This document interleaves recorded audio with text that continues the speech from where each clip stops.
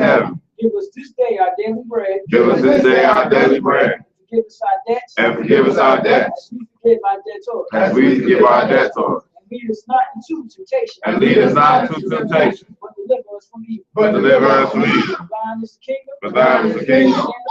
And the power. And the glory. And the glory. Forever. In Jesus' name. In Jesus' name. Amen. Amen. All right.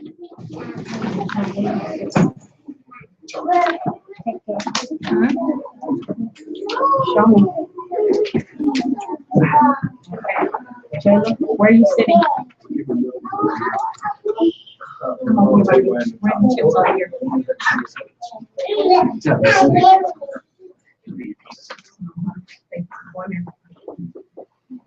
All right, so we're gonna go and open up question and answer Bible study. And if you got a question, feel free to go ahead and shoot. What's up, Brother Harden? Okay, so See, Brother Harden be reading now. When you read, it harvests questions. Yeah. What's your question, brother? What? actually it came up here. I read it before, but it came up. Brother Giles. Oh, so you don't be reading. No, I be reading. No, I be reading. I noticed some. Okay, in Jeremiah 51. Jeremiah, what now? Jeremiah 51. Starting at, I guess, 11. Jeremiah 51, Yes, sir. verse 11. When he was talking about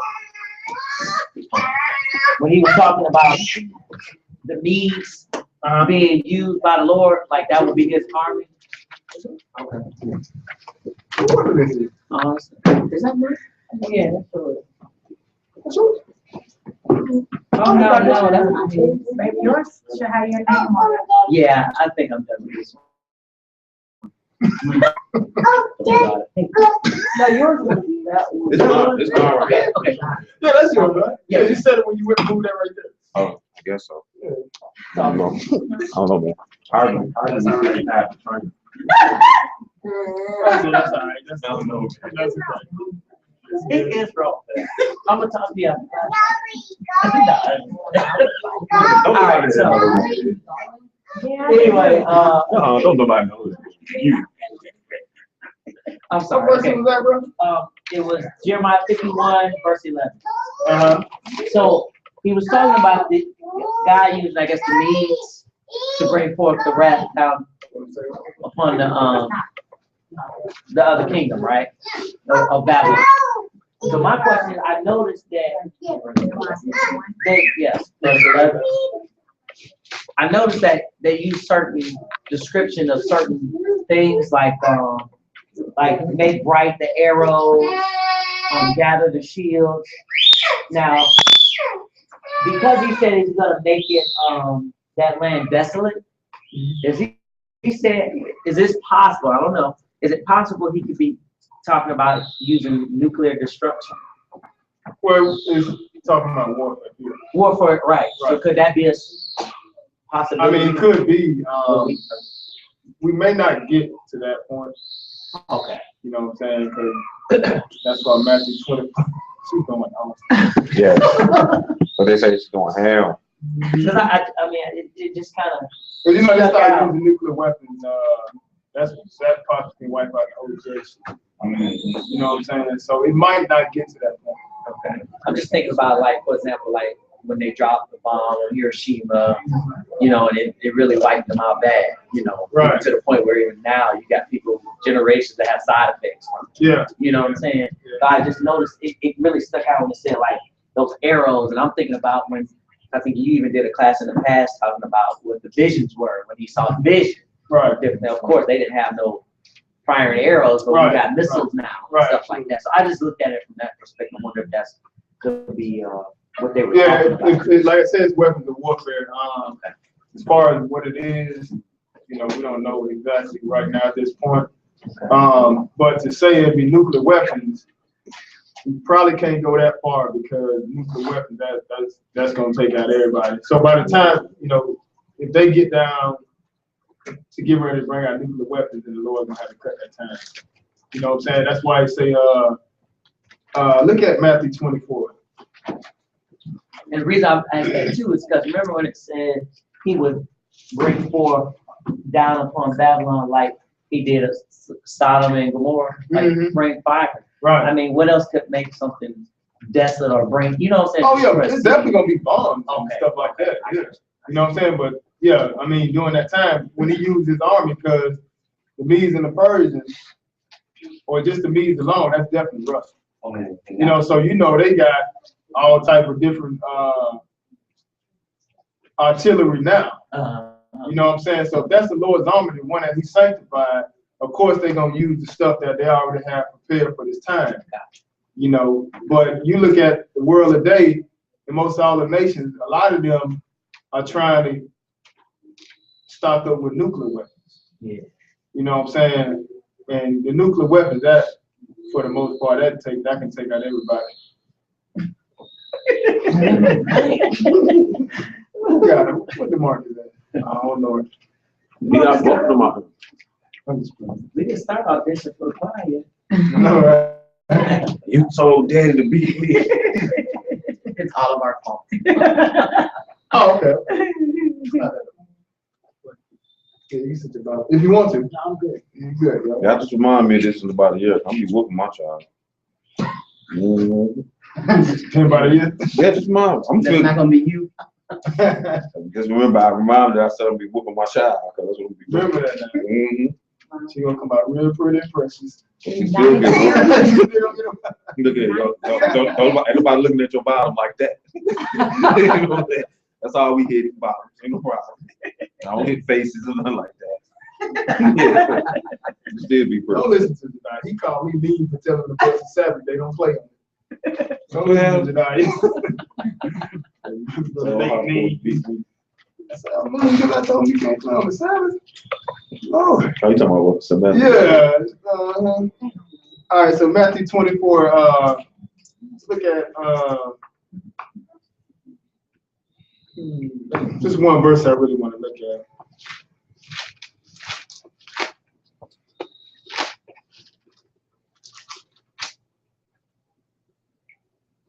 All right, look at start at verse 15. Matthew 24, verse 15. When ye therefore shall see the abomination of desolation spoken of by Daniel the prophet stand in the holy place, whosoever readeth, let him get understanding. All right, so skip down to verse 21. Let's see what's going to take place during this time when this abomination of desolation stand in the holy place. Go ahead, bro. For then shall be great tribulation. So at this time, when the abomination of desolation stand in the holy place, this is going to start the great tribulation off. You know, he got a total of 3.5 years to do what he's going to do. But as we get down to the end of the great tribulation, you know, as we come to the end of that, now the Lord is getting ready, you know, to intervene in the affairs of mankind.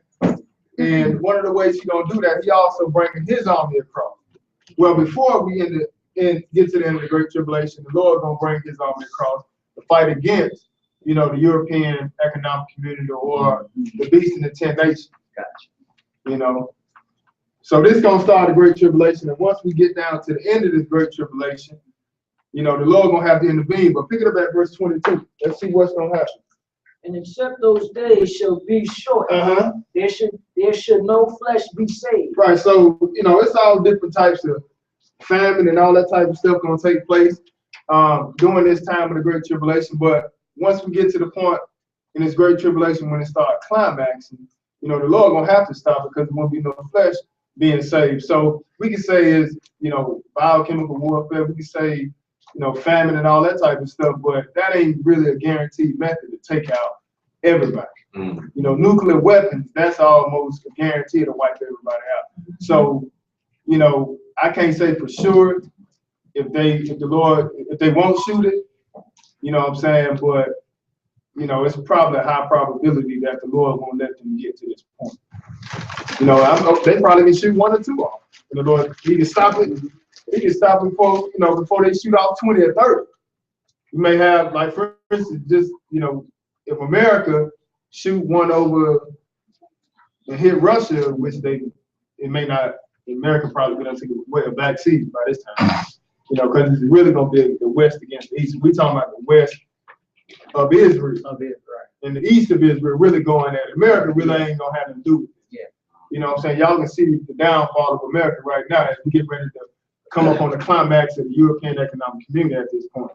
So, you know, at this time, it can be one missile and it can cause so much damage that the Lord will go ahead and speed this thing up, so we're going to shut it down. Because if we keep on shooting off these nuclear missiles, it's probably going to get worse and worse and worse. However, it ain't negating the fact that it's going to be warfare. That's what John, you know, was describing in Revelation. When he was talking about, he saw the scorpions and all that, and they stung men and all that. So, you know, was really making reference to different types of famines, different type of helicopters and all that type of stuff they're going to be using. I saw the dragon, scorpions. Look at Revelation. Look at Revelations, I believe it might be 9.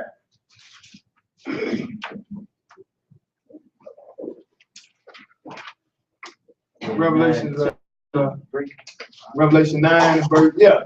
Matter of fact, it's one where, let's just read a little bit. Revelation 9, pick it up at verse 1.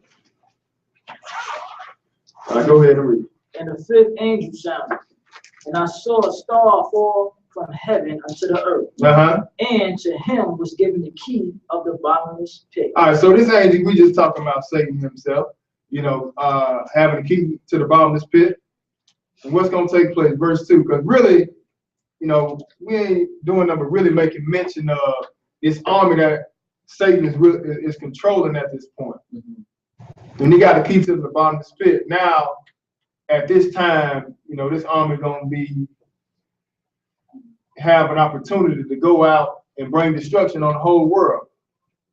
But this is a certain way they're going to do it. And what John saw, John just giving us the best description he could. So when you see things like in, you know, Jeremiah 51 and 11, you know what I'm saying? He said, make bright the arrow and all that. We just simply talking about the weapons of warfare.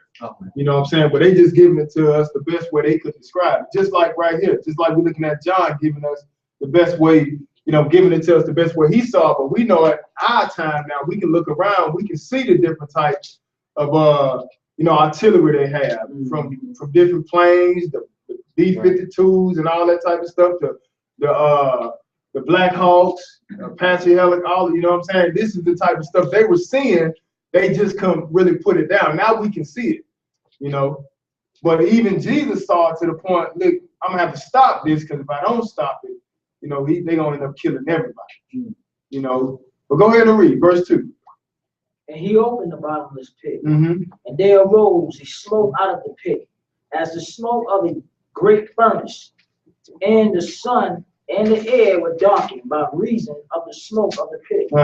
And there came out of the smoke locusts upon the earth, and unto them was given power, as the scorpions of the earth had power. What are they gonna do? And it was commanded them that they should not hurt the grass of the earth, neither any green thing, neither any tree, but only those men which have not the seal of God on their forehead. All right, so clearly we inside the seventh seal at this point. Because if you notice what it says, but only those men which have not the seal of God on their forehead. The reason why it's not going to hurt the men that have, you know, God's seal in their forehead is because right at the beginning of the seventh seal, that's when the Lord going to mark, you know, just like Ezekiel chapter 9, verse 1 through 6, I believe. They tell you how the angels came through and marked the men that cried inside for the abominations that took place in the midst of. So when we get down to the Great Tribulation, once we get down to the seventh seal, then it's going to be 7 vials opened up. And these are actually the famines of the plagues of the Lord that He's going to send out. But at this point, He's going to seal these men off when He get ready to bring His destruction. So now it's letting us know neither any tree, but only those men which have not the seal of God in their foreheads. So let's see what's going to happen to the ones that don't have that seal. Verse 5. And to them it was given that they should not kill them, but that they should be tormented 5 months. And their torment was as the torment of a scorpion when he striketh a man. So notice how, like, you know, they're gonna be tormented, but they ain't gonna be able to die. You see what I'm saying? So like John is doing the same things we saw in Isaiah, but John going a little bit more in depth. You know, they being tormented to the point where it's almost 5 months, but they can't even die. So it's letting you know it's some type of, it could, you know, like a lot of us say, you know, this may be some type of chemical warfare. You know what I'm saying? That's gonna eat you slowly from the inside out. You know what I'm saying? So this could, I'm sorry, my gum came up. This could be that. It's just a little bit. So Gummy words. no, I was like a little bit of my gum ass. I guess I chewed it like food. But excuse me. But just like so just like John, I mean like Isaiah was telling us, John is, you know, telling us now, and back to your question, if you see something like this happening, you know, it could be nuclear warfare. You see what I'm saying? But we can't just say we can't say definitely yes or no. Like even Brother Bowie says, well, the Lord not gonna allow them to shoot nuclear weapons but we can't. I can't prove that. I can't look in the Bible where it says you're not allowed to shoot nuclear weapons. I'm looking at right here where it's saying that they're gonna be tormented 5 months. That could be the result of a nuclear weapon. Yeah. You understand what I'm saying? But I can't say yes or no definitely. So I wouldn't say they wouldn't shoot it. I wouldn't say they will shoot it. But whatever the case is, it's definitely gonna be weapons of warfare. It's gonna be bad. Okay. Where did everybody go? Well, everybody ate and probably sleeping somewhere. Any other questions? Me and my wife was talking about Jesus. Why did he wait to the age of 30 to get baptized?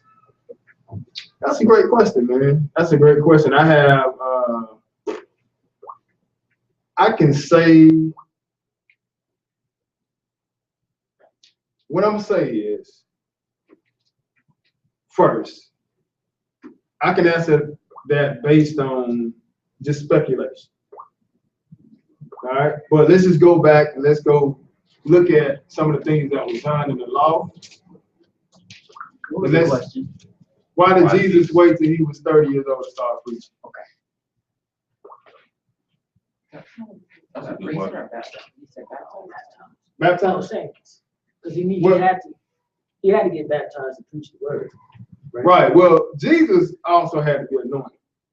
You know what I'm saying? And once Jesus got anointed, you know, then he went and started preaching the gospel. You know, but he was always Jesus, but he wasn't always the Christ. He became, when he got baptized, then that's when he became Christ. And then he started preaching. And he preached for 3.5 years, you know what I'm saying? So maybe he was showing us something. Maybe he was sticking to what the law said about being 30 before he preached. I thought it was something as far as maybe a priesthood. That's how old you had to be to become a. As far as preaching, we can see that. As far as being baptized, we can see that. As far as being baptized, we can look and see, you know, like for instance, when they came to bring up an atonement, you know, they was around the age of 20 years old. They told, matter of fact, in Exodus 23, it was telling them, you know, just giving an example of how pertaining to the atonement, we're gonna look at something in Deuteronomy 19, just looking at the baptism. We can see like what the age was and why it was around 20. But as far as, and that's dealing with him being baptized. All right, but and this is all like we can all look at it as, you know, almost to the point where I say I speak, you know, like Paul would say, I speak as a man, but not as a Lord. You know what I'm saying? Because like what happens is sometimes we, you know, with time we kind of take things and make it be white and black, but we can't read it as white and black. You know what I'm saying? But let's just go look at some of the examples. You know, let's look at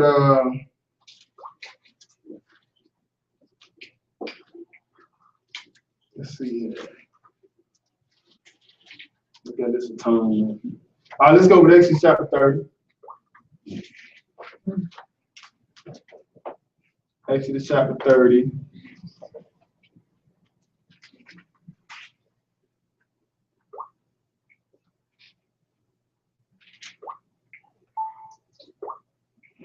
Who's that noise? Sounds like some water drinking. Huh? No, that's maybe somebody's house. Yeah, who's making a noise? No, I can hear that's the same. Yeah, is that the same? The water running or like the boing, boing, boing. Yeah. Oh, that's the phone. Yeah. I thought you was like. Where's that at? Where's it at? My phone. Oh, no. So, Mine was going off too, but I was gonna let her take the blame. I was just like, Adam. this was louder. Yes. No, I'm I'm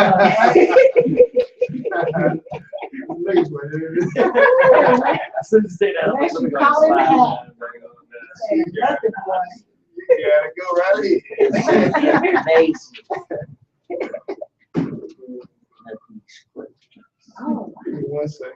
Go and read Exodus chapter 30. Pick it up at start at verse 11. Oh my gosh. Little one. And the Lord spake unto Moses, saying, when thou takest the sum of the children of Israel after their number, then shall they give every man a ransom for his soul unto the Lord. Okay, so every man got to give a ransom to the Lord for his own soul, right? Now we're going to see who's included in this as far as the children go. Let's see who's included in this ransom. Go ahead and read. When thou numberest them, that there be no plague among them. Mm-hmm. When thou numberest them, this everyone that passes among them that are numbered, half a shekel after the shekel of the sanctuary. Okay, so they're going to give a half a shekel, everyone that's numbered among them, for the sanctuary. Go ahead. A half a shekel should be the offering of the Lord. A half a Well, shekel. yeah, I had to find that. You had A shekel. the middle of 13, half a shekel after the shekel of the sanctuary. A half a shekel shall be the offering of the Lord. All right, verse 14. Everyone that passes among them that are numbered from 20 years old and above shall give an offering unto the Lord. Okay, so let's say in verse 12, now take the sum of the children of Israel after their number. Then shall they give every man a ransom for his soul. So they ain't got to die. You offer up a ransom for your soul, right? Now, it says, verse 13 says this, they shall give everyone that pass among them. What's up, Brother Blue? They shall give everyone that pass among them that are numbered half a shekel. After the shekel of the sanctuary, half a shekel shall be the offering of the Lord. So no matter how much money you got, no matter how broke you are, if you poor, by the time it's time for you to give the shekel, an offering for the Lord, a ransom for your soul, well, you should have enough time to get that money up by the end. The Lord don't want more than a half a shekel. He don't want less. Look at verse 15. He's going to explain. Go ahead. The rich shall not give more. So you ain't got to be overzealous. You know, just do what he said. He said the rich shall not give more. What else? And the poor shall not give less than half a shekel. So everybody gonna give the same amount. But notice what the age was considering the ransom for the soul. He said everyone that passed among them that are numbered from 20 years old and above shall give an offering unto the Lord. So now we're not talking about 19, 18, 17, 16 and below, right? It said 20 years old and above, right? Now the reason why we don't look at the scripture is gonna tell you why, you know, he requiring this, why are we looking at the number 20? All right, go ahead and read. 16. Well, now, in the 15. When they give an offering unto the Lord to make an atonement for your soul. Oh, it's going to make what? It's going to make an atonement for your souls, right? Now, when you're dealing with the baptism, hold your finger right here. Let's go over to Romans chapter 5. Romans chapter 5.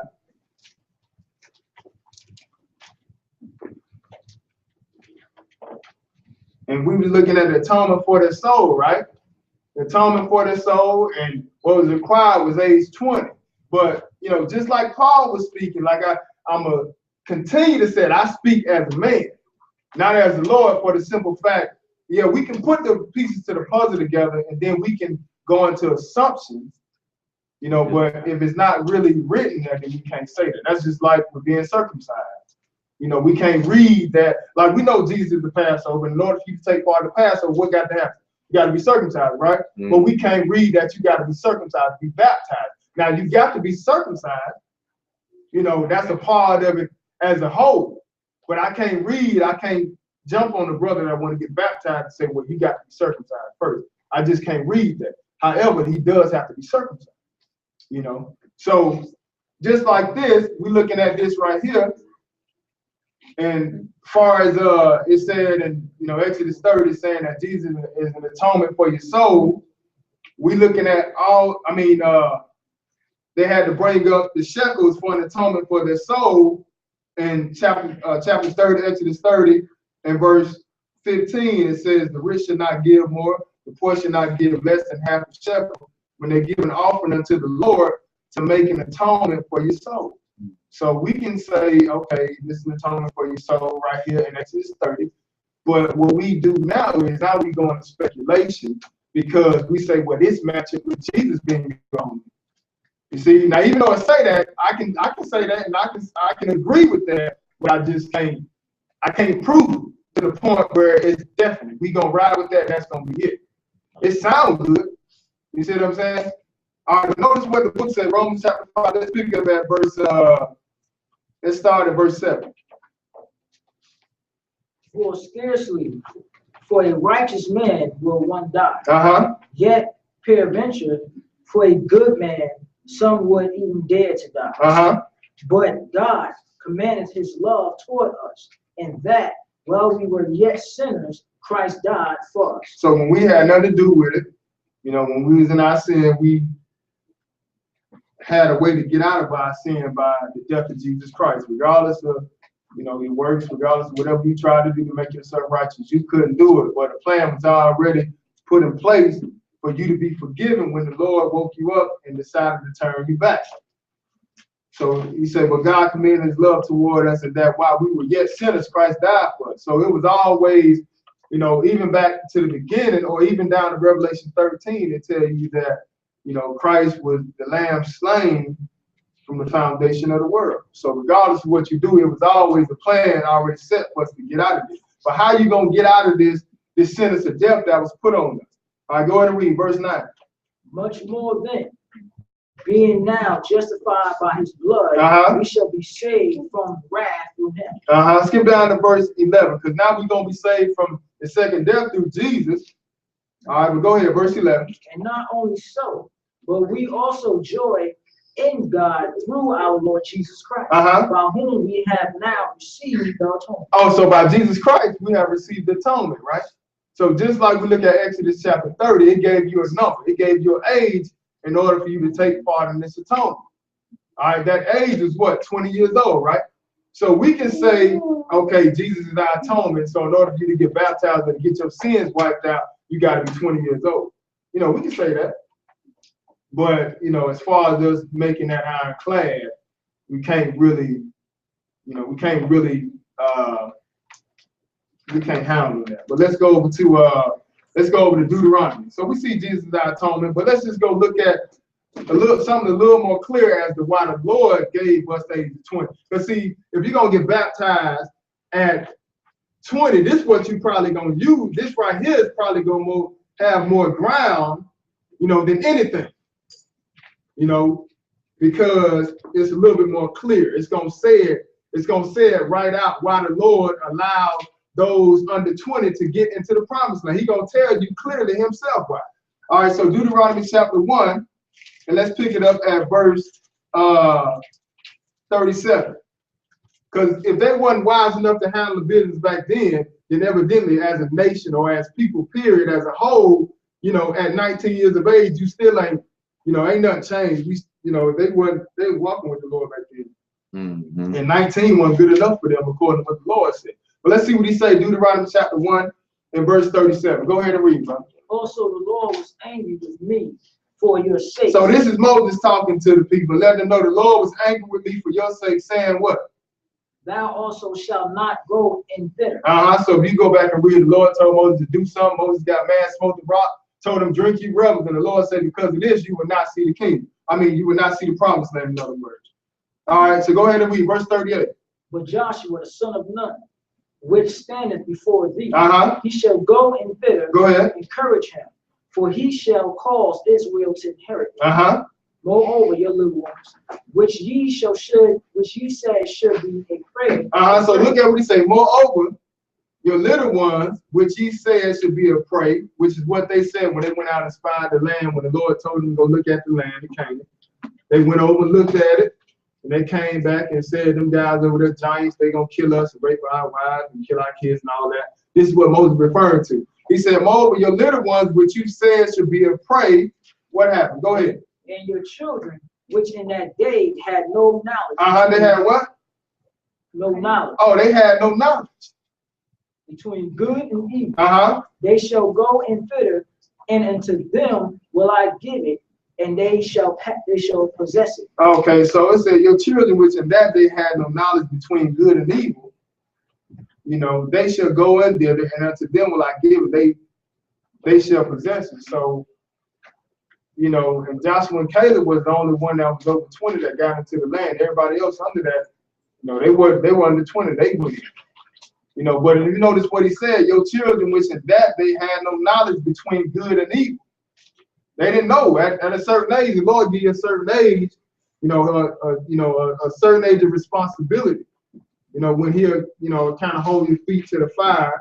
Not to say that, I'm gonna die for my kids and they actually and all that type of stuff, but I'm just giving you a general as a whole, as a nation. The Lord was letting them know Joshua and Caleb gonna get in, but the other ones under 20, they had no knowledge in that day. They had no knowledge between good and evil. So he said, they shall go in there, and unto them will I give it, and they shall possess it. So, when you're dealing with the baptism,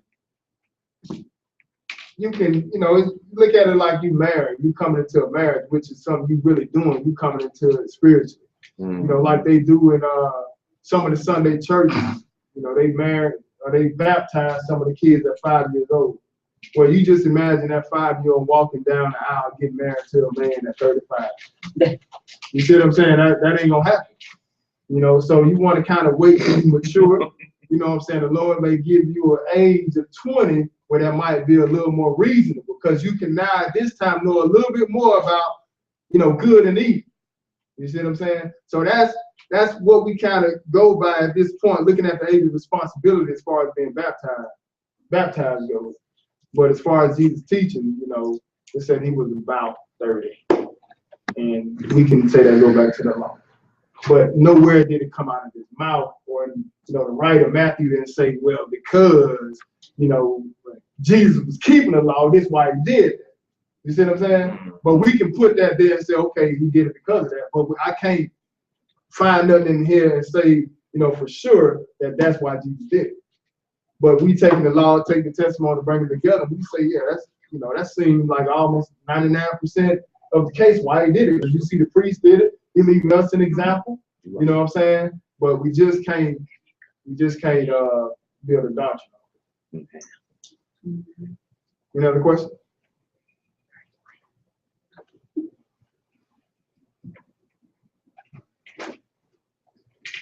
How come, I don't know, maybe I guess the question I'm asking is, was it okay for Sarah to send Abraham to go be with, to sleep with the other one, with the maid to have?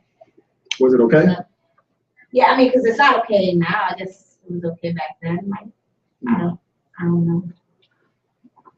No, it ain't okay.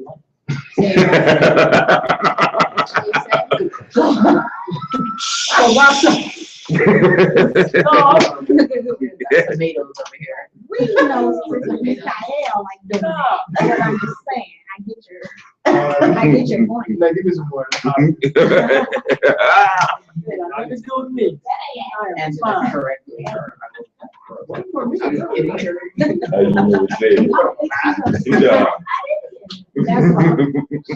That's why I told him. Yeah, that's what he said. Mm-hmm. All right, let's go look at it. Let's go with Genesis chapter 16. Let's go have a look at it. Let's go have a look at it. All right, so just ask your question one more time. Sir. I wanted to know why was it okay then that, like if, she couldn't conceive, why was it okay for her to be like, okay, well, you go ahead and go sleep with the maid and have, what's it? You talking about Ishmael? Yes. Who said it ain't okay now? But I think that's why he didn't get the blessing, right? Yeah, it wasn't having to do with it had to do with the handmaid. But who said it ain't okay now? No, we ain't. Nah, they gonna Wouldn't that be committing adultery though? Committing adultery is what another man sleep with another man's wife. Okay, so my husband is gonna cheat. No. No. If you tell me, you give me permission. Like, we can't just say that. We can't just say that. Yeah, but first off, But yeah. the thing wasn't to have another wife, it was to have a baby. That was the point of it. No. You cannot just have babies. No, her question, yeah, that you get off in the fornication and all that, and sleeping around and all that type of stuff, No, because, let's go look at Genesis 16. Let's see what Abraham did. Yeah, let's see. Because now keep in mind here in America, you have to abide by the law of the land. Then it also gives you a responsibility as a bishop. A bishop got to be a husband of one wife first off. So a bishop ain't gonna have 4 and 5 different wives. He's gonna have one wife. That's enough in itself. Much less come with another wife and then you trying to deal with the church. Oh no. Lord said bishop's gonna be a husband of one wife. That's it. Now, so you got a brother that ain't really dealing with that type of stuff, and he over in the land where they're allowed, and he got a wife, and he take another wife that don't belong to somebody else, then I can't say nothing wrong. But he didn't take her as a wife. Who did it? Abraham did it? Let's see what the book says. Oh, so the word. Genesis chapter 16. Let's see what the book says. Genesis 16, and we're going to pick it up at verse 1. Now, Sarah, Abraham's wife, bare him no children. And she had an handmaid, an Egyptian, whose name was Hagar. And Sarah said unto Abram, Behold now, the Lord hath restrained me from bearing. I pray thee, go in into my maid. It may be that I may obtain children by her. And Abram hearkened to the voice of Sarah. So I'm just wondering how this conversation was. Was there a fight there, or was it like, thank you so much, I want a child so bad, I appreciate you doing this, or did he fight and say, no, we don't need to go there? Yeah. I don't think he was with it. He did it. Yeah, but he was with it. That she didn't. He did it. He was with it. We don't know how much he put out yet. Right. But I wanted to do it because he. Well, we understand that. We just getting to the point of what he did. Right. And second off, we also get to the point of what did he do? Like what she became to him. All right, so they now. still do it today, though. Surrogate, right? Say it again? They still do that today, right? They may. But whether it's legal or not, whether it's legal in the law of the land, that's a different. Say it again? It's like a surrogate. Yeah, but whether it's you're just legal. not taking her as your wife. Well, that makes it wrong. Oh yeah, that's what I'm saying. Right. Your whole point. But no. We talking about land. Right. The whole point behind what they were doing and what they do today was to have the child. They wasn't for him to have another. Right. That was the. Yeah, but we didn't finish reading. Yeah. Right, hold on. Yeah, but the Lord didn't look at it like. I got you. Like we can assume all day. What did the Lord call it in the Bible? Let's see what the book says. We're gonna wait till they finish teaching one another. Shut up, Ken. All right, so go ahead. You guys, I mean, you can step outside. You want to, bro. I'm gonna wait till y'all finish. You ain't gotta be rude. Yeah, you can step out the door, dude. Like, you don't step out class. Cool yourself down. Yeah, go on, keep on. I'm gonna sit right here. All right, well, be quiet then, bro. Don't be rude, man. Yeah, when your teacher get in next week, you carry on the same exact way when Elijah get in. It'll be totally different. All right, go ahead and read verse 3. Pick it up at verse 3, bro. And Sarah, Abram's wife, took Hagar, and made her maid, Hagar, her maid, an Egyptian. After Abram had dwelt 10 years in the land of Canaan, and gave her to her husband. And what else? Abram to be his wife. To do what? To be his wife. Oh, to be his wife. Not just, that's why you gotta let the book speak. We can do assumptions all day. Right. All right, we can put seeds everywhere, but what the book say? Gave it to Abraham to be his what? To his wife, to be his wife. Not just somebody he was sleeping around with. So, you know, there was something that came with this. Now keep in mind, you know, if you look at a marriage between a man and a woman, you know, there's usually the father giving the daughter away, right? Well, in this case right here, this maid belonged to who? Sarah. It belonged to Sarah. So Sarah is the one that said you can take her to be your wife. Wow. You understand what I'm saying? So now at this point, Abraham did that, and this became his wife. So, you know, today, now in America, this ain't allowed. But around the world, where they allow this and they happen to do it, you know, we can't say that's wrong. You know, but he still got to be within the bounds of how the Lord say do. You know, like he can't just be going and, you know, like David was eyeing somebody else's wife, you know, trying to take another brother's wife and sending him out to the front line to die. He don't get killed by the soldiers. So he just he sent him out to the front line to get killed because he don't sleep with he done slept with his brother's wife, and he called the brother back from war, and he won't take his wife. He won't sleep with her. But David done got the woman pregnant. So what he did, he done committed adultery. He done slept with somebody else's wife. So now you go over, look at look at somewhere else. Let's go over to Genesis chapter 30, I believe it's chapter 32.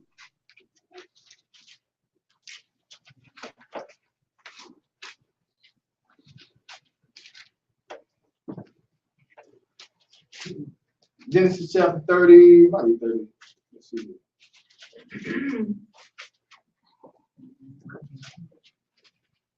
Let's see.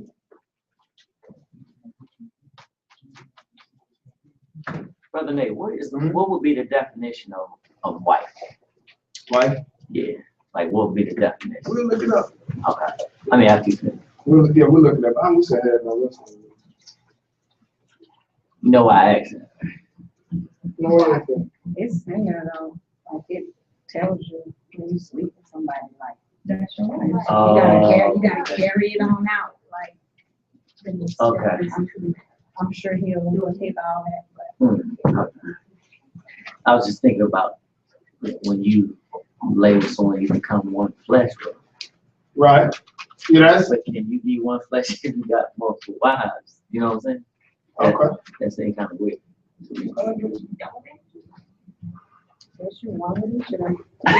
Yeah, well, I guess. Well, let's see. Matter of fact, let's see what the book says, because we're gonna see somebody that took more than one wife, and they were all his wives. So you know they must have. This is 29. They must have been one flesh, right? If he slept with all these different women, now they may not be one flesh with his wife and his other wife, Right. but between them two, they must be one. You see what I'm saying? Yeah. All right, so let's look at it. Genesis 29. Let's pick it up at verse. Let's look at verse. Trying to see where. Let's start at verse 22. This is looking at Jacob. Genesis 29. Let's pick it up at verse. What did I say? 22. All right. This is once Jacob finished working. He was working for Rachel, but when they came together to have a feast, you know, his father Laban deceived him and gave their father Laban deceived him and gave him the younger daughter, Leah. So let's Leah, what y'all call it? Leah the oldest. No, Leah the oldest. Leah, right, Leah the oldest, right. Gave Leah the oldest. Right, the tender eye. Right. All right, so let's see it. Verse 22, go ahead and read. And Laban gathered together all the men of the place and made a feast. And it came to pass in the evening that he took Leah, his daughter, and brought her to him. And he went in into her. So now we see, in the evening, I guess Jacob might have been drunk, but okay, that's what happened. They had a party. He brought Leah into him. He went in unto her. And what happened? Verse 24. And Laban gave unto his daughter Leah Zilpah, his maid, for an handmaid. And it came to pass that in the morning, behold, it was Leah. And he said unto Laban, what is this thou hast done unto me? Did not I serve with thee for Rachel? Wherefore then hast thou beguiled me? And Laban said, I must not be so done in our country to give it must not be so done in our country. It must not be so done in our country to give the younger before the firstborn. Fulfill her week, and we will give thee this also for the service which thou shalt serve with me yet 7 other years. All right, so like you look at this case right here, it was out of deception, but still, he done laid up with her. So, it's like kind of like calling putting the cart before the horse. However, just before the cart before the horse, it still is what it is. He done laid with her, so it ain't like Leah belonged to somebody else. She more than likely a virgin, ain't never been with nobody before. So now she done, she was deceived, he was deceived, Jacob was deceived. She might be like, yeah. So she ended up with Jacob, he lay with her, and now she ended up being his wife. All right. But regardless of whether it's done out of deception or not, this is still his brother's wife. All right, go ahead and read. And Jacob did so and fulfilled her week, and he gave him Rachel, his daughter, to wife also. Okay, so he did what? He said Jacob did so. So he worked another 7 years for Rachel, right? And it says, and Jacob did so and fulfilled her week and gave him Rachel also, and gave him Rachel his daughter to do what? To wife also, right? In addition to. You see, so the oneness came between that man and with that woman. You see, and she, just like he lay with Rachel, that's his wife also. Now ain't gonna be no oneness between the 2 women. Clearly, there's gonna be probably some beef there, just like it was beef between Sarah and Hagar. So the Lord told her told Abraham, go and send on the way. It's gonna be all right. I'm gonna take care of, Ishmael, but the covenant ain't with me. But the Lord ain't jumping. Notice the Lord didn't jump on Abraham when he slept with Hagar. Matter of fact, Abraham had a problem with sending this woman off with his son. But the Lord said, the Lord actually comforted him. The Lord didn't say, well, you shouldn't have did it anyway. It was wrong. You see what I'm saying? The Lord said, no, you ain't got to worry. I'm gonna bless her. He gonna be straight. They gonna be taken care of. And he even told Hagar, 12 princes gonna come out. You see what I'm saying? So evidently, it wasn't a problem. Go ahead. So, but did the Lord? You get what I'm saying? Like, he didn't disobey the Lord, because did he? No, he didn't disobey the Lord. That's what I'm saying. So, like, when people, I've heard of, he wasn't told to do that. No, he wasn't told to do it, but yeah, he wasn't told not to do it either. He wasn't told not to. Right, that's just man. The promise was just given to. Right. Sarah. Right. Yeah, that's just man and them being impatient. Yeah. Like a clear example of taking matters in your own hands. Yeah, that's all. That's all that was. That's what happened with. Or what man? Period. Man. Not waiting on the Lord. The species man. That's what I mean. Right. They just didn't. Right. But true. The species man, they didn't. She wasn't patient. She was impatient. And I don't know, maybe she was just feeling it. Maybe he was giving her, I don't know. You know how, I don't know. But sometimes when we take matters in our own hand, things, it work out in the end, Right. but you kind of go through drama, unnecessary You don't drama got it. sometimes. Right. When you don't wait on the Lord and you just kind of Right. rush it. Right. And that's mainly what was going on right there. Because it's all still the Lord's will. But I had a question about the beguile. Okay, so Jacob gets tricked. So I guess he has then the right to say, okay, I'm going to take this woman and I'm going to take her, because I guess that's the right thing he's supposed to do, since he had laid with her, even though he was so drunk, I guess, that he didn't realize it. But he has the right to say, okay, I don't want to deal with her no more. And when I say deal with her, like know her anymore, if that's his choice, because technically he never really wanted to know her. He was like tricked into knowing her. So when he takes Rachel, like look at it from the woman's point of asking. view. Go to the woman's point of view. Now, how's she gonna be able to take a husband? Like somebody done already laid with this woman. You see? No, I understand. Like, I'm not saying she won't be his wife forever. Right. I'm just saying because he was tricked, I know he still had to take her and he still has to like financially and physically take care of her, but is he obligated to still know her again? Because, and I'm asking you that for a reason, because I was reading in David, when David was, him and his son was battling, and it was like he had women, he had wives, like several of them, who kept the house, and like he knew them once and never knew them again. Oh, wow. So like, I was just wondering, like, apparently, I don't know if they were the case. I don't know what. Yeah, it might have been a little different then.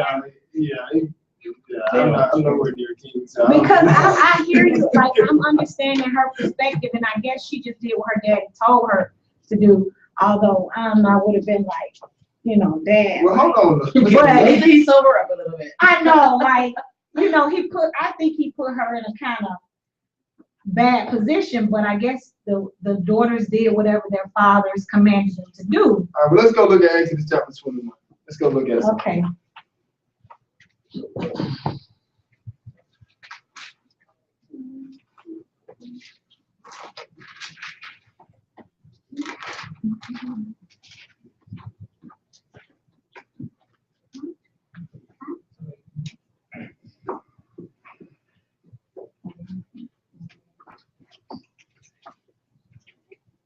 All right, so check this out now. Let's just see what the book says. The book may clear it up like real good. So Exodus chapter 21, let's pick this up. Let's pick it up around, let's start at verse 1, just so we can understand it. Now these are the judgments which thou shalt set before them. If thou buy an Hebrew servant, 6 years he shall serve. And in the seventh he shall go out free for another. For nothing. All right, so if you buy a Hebrew servant, 6 years he shall serve, and in the seventh he shall go out free for nothing. All right, go ahead, verse 3. If he came in by himself, he shall go out by himself. And if he were married, then his wife shall go out with him. If his master have given him a wife, and she have borne him sons or daughters, the wife and her children shall be her master's, and he shall go out by himself. Okay, so if this man become a slave, and his master give to the slave, his daughters, or his daughter, and he begin to have children. Exodus 21, and we're at verse 5. Okay. But in verse 4 it says, if his master have given him a wife, and she have borne him sons or daughters, the wife and her children shall be her master's, and he shall go out by himself. So if the slave master give to this servant somebody to lay with, and he have children with this woman, those children belong to the slave master, not to the slave. Mhm. All right, go ahead and read verse 5. And if the servant shall plainly say, Mhm. I love my master, Like today, go my ahead. wife, Mhm. and my children, I will not go out free. That's how it's gonna be when the Lord get ready to return and take Israel back to the promised land, bring them to the wilderness. They be like, nah, man, just like they did in Egypt. Mhm. Remember when the Lord was telling Moses them to bring them out, and they got into the wilderness, and they was like, man, we had the milling, we had the leeks and all this type of stuff. You brought us out here to die. So you should have left us alone. In Egypt, we was fine. Right. Well, that's kind of like what's going on here, where he say the servant shall plainly say, I love my master, my wife, and my children. I would not go out free. Verse 6, and go ahead. Then his master shall bring him into the judgment. Uh-huh. He shall also bring him to the door or unto the doorpost. Uh-huh. And his master shall bore his ear through With an awl. with an awl, Uh-huh. and he shall serve him forever. Okay, so mainly what this is saying, a couple weeks ago in Bible study, right? On Wednesday night, you had a young brother, I think he's about 15 years old. He was trying to use this. Or your ears pierced. Yeah, to get his ears pierced. He was trying to use this. I think it might, who was it, auntie or something? Yeah, he's trying His to. aunt? I can't pierce my ears. Right. He was trying to use this scripture to get his ears pierced. His auntie asked me, well, is it okay for him to get his ears pierced according to Exodus 21:5? And I was like, well, this is simply talking about somebody being a slave. And if he make that agreement to stay with his master, take him before the judges, and the judges gonna put a, some type of piercing or some type of trademark to let him know that he still belonged to his slave master. Say, but you can go to Exodus chapter 32, and it tell you that when they made the golden calf, Aaron told them to get all the earrings out of your sons and your daughters. Then they had their ears pierced. I don't know if they had clip-ons back then. You know what I'm saying? But they had their ears pierced. Right. But the sons and the daughters had them. So I told his sister, I say, it wouldn't be a problem if you got his ears pierced. It's just that when you go out and doing it for the dead and all the cutting and flesh and all that. But clearly Israel did have it. But the young guy was trying to use this to justify the ears being pierced. But this don't line up with that. But verse 7, go ahead. And if a man sell his daughter to be a maidservant, she shall not go out as the manservant do. Okay, so it said if a man sell his daughter to be a maidservant, she shall not go out as the men servants do. Go ahead. If she please not her master, who have betrothed her to himself, then shall he let her be redeemed. To sell her unto a strange nation, he shall have no power, seeing he have dealt deceitfully with her. All right, somebody can look up maidservant. Does that mean No, because we're gonna keep reading them. But I just want to look up this word maidservant. that one scripture right there though, when it says, let her be redeemed, that means go back to where She got to go back to where Right. she came, because he can't, like the guy who betrothed her, he don't have that, he don't have that, The power to that sell power her to somewhere. sell it to a strange Okay. nation, right? Just making sure I was following that. So let's see if y'all can find those Say. phone. A female domestic servant. So it got to do with the wife, just domestic servant. Yeah, I do. Yeah. Sorry. What is that? A female domestic. Well, not the servant. next scripture. That's what you look at the next one. No, when he say, Just should get, single. no, he don't say get another way. So clearly that's. Where we at? I Yeah, verse 8. Yeah, I'm still on verse 8. It just says I a know, but I female just kept servant. reading. And then he going, in 10, he said he take him another wife. No, It's after his. that's his son. That's But- going into his son. Right? Do you remember Okay, I see it. where it said basically when I think this guy had went into to this woman and they had her virginity on a bedcloth or something, Mm-hmm. and they brought it to the elders. So They're trying to allow him. yeah, right. Yeah. So and what she was saying, can he do that? Bring that issue to the elder, and they could say that he doesn't have to marry her because Because he was strict. you know, can Yeah, that I think, situation be brought to an elder? yeah, I think it's gonna clear it up in a second, once we read a little further. Yeah, I say, I think he did the right. He did the manly, Right, But I right. just wanna know, Yeah, it's not. did he have a choice since he was tricked? That's all I was asking. All right, well, let's look at, let's see here, verse 9, go ahead. And if he have betrothed her unto his son, Uh-huh, he shall deal with her after the manner of daughters. okay, go ahead. If he take him another wife, her food. Her So in other words, if this man done betrothed this, made an agreement, that's like if I make an agreement, We still talking about the maid servant being betrothed. right, but we talking about the father. Right. We talking about this man making an agreement with another man regarding his daughter. And I take this, say for instance, okay, let's just, we gonna give a wild example. Okay. All right. If I make an agreement with Jedi for his daughter, I get the name. Okay, Micaiah, to be married to Nathan. All right, I gotta bring her in and treat her as my daughter. I'm not gonna treat her any different. All right. So this is where we at right now. All right. So that's why I said, So this ain't the maid servant right here? And if he betrothed her, that's not the maid servant?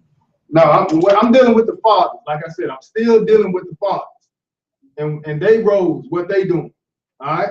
So verse 8 says, verse 7, if a man sell his daughter to be a maid servant, right? She shall not go out as the men servants do. If she please not her master, the one who bought her, all right? If she please not her master, who have betrothed her to himself, okay, then shall he let her be redeemed. So she don't please me, I can let her go, right? All right. To sell her unto a strange nation, he shall have no power, seeing he hath dealt deceitfully with her, right? Now, verse 9. And if he have betrothed her unto his son, see, I didn't buy for myself, I betrothed her for my son. In other words, I made the deal with Jediah regarding Micaiah for my son Nate. All right, that's what I'm talking about. So follow me on this. I'm trying to, but who's the her? We're talking about the daughter, Micaiah in this instance. I'm talking about, if we still talking about the same, he sell his daughter to be a maid servant. Is that what we talking about? What verse you on? 7. He sell his daughter to be a maid servant. She shall not go out. Yeah. If she please not her master. Not a So we wife, still right? talking But about- We still talking about this. yeah, So she's we- become betrothed now. Right, now to she's the son. But she's supposed to be the maid servant. Now she going. But I don't want to ask that. But so that's why I'm saying if he do it as a betrothal for my son. So that's the case we're looking at right now. So we still talk. This her is still this. Yeah, oh yeah, absolutely.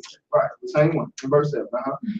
All right, so it says, and if he have betrothed her unto his son, he shall deal with her after the manner of daughters. Because just like I treat my daughters, I'm gonna treat her like I treat my daughter, but she just what? She my daughter.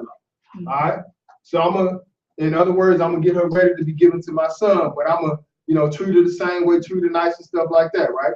Now, if he take him another wife, verse 10, go ahead.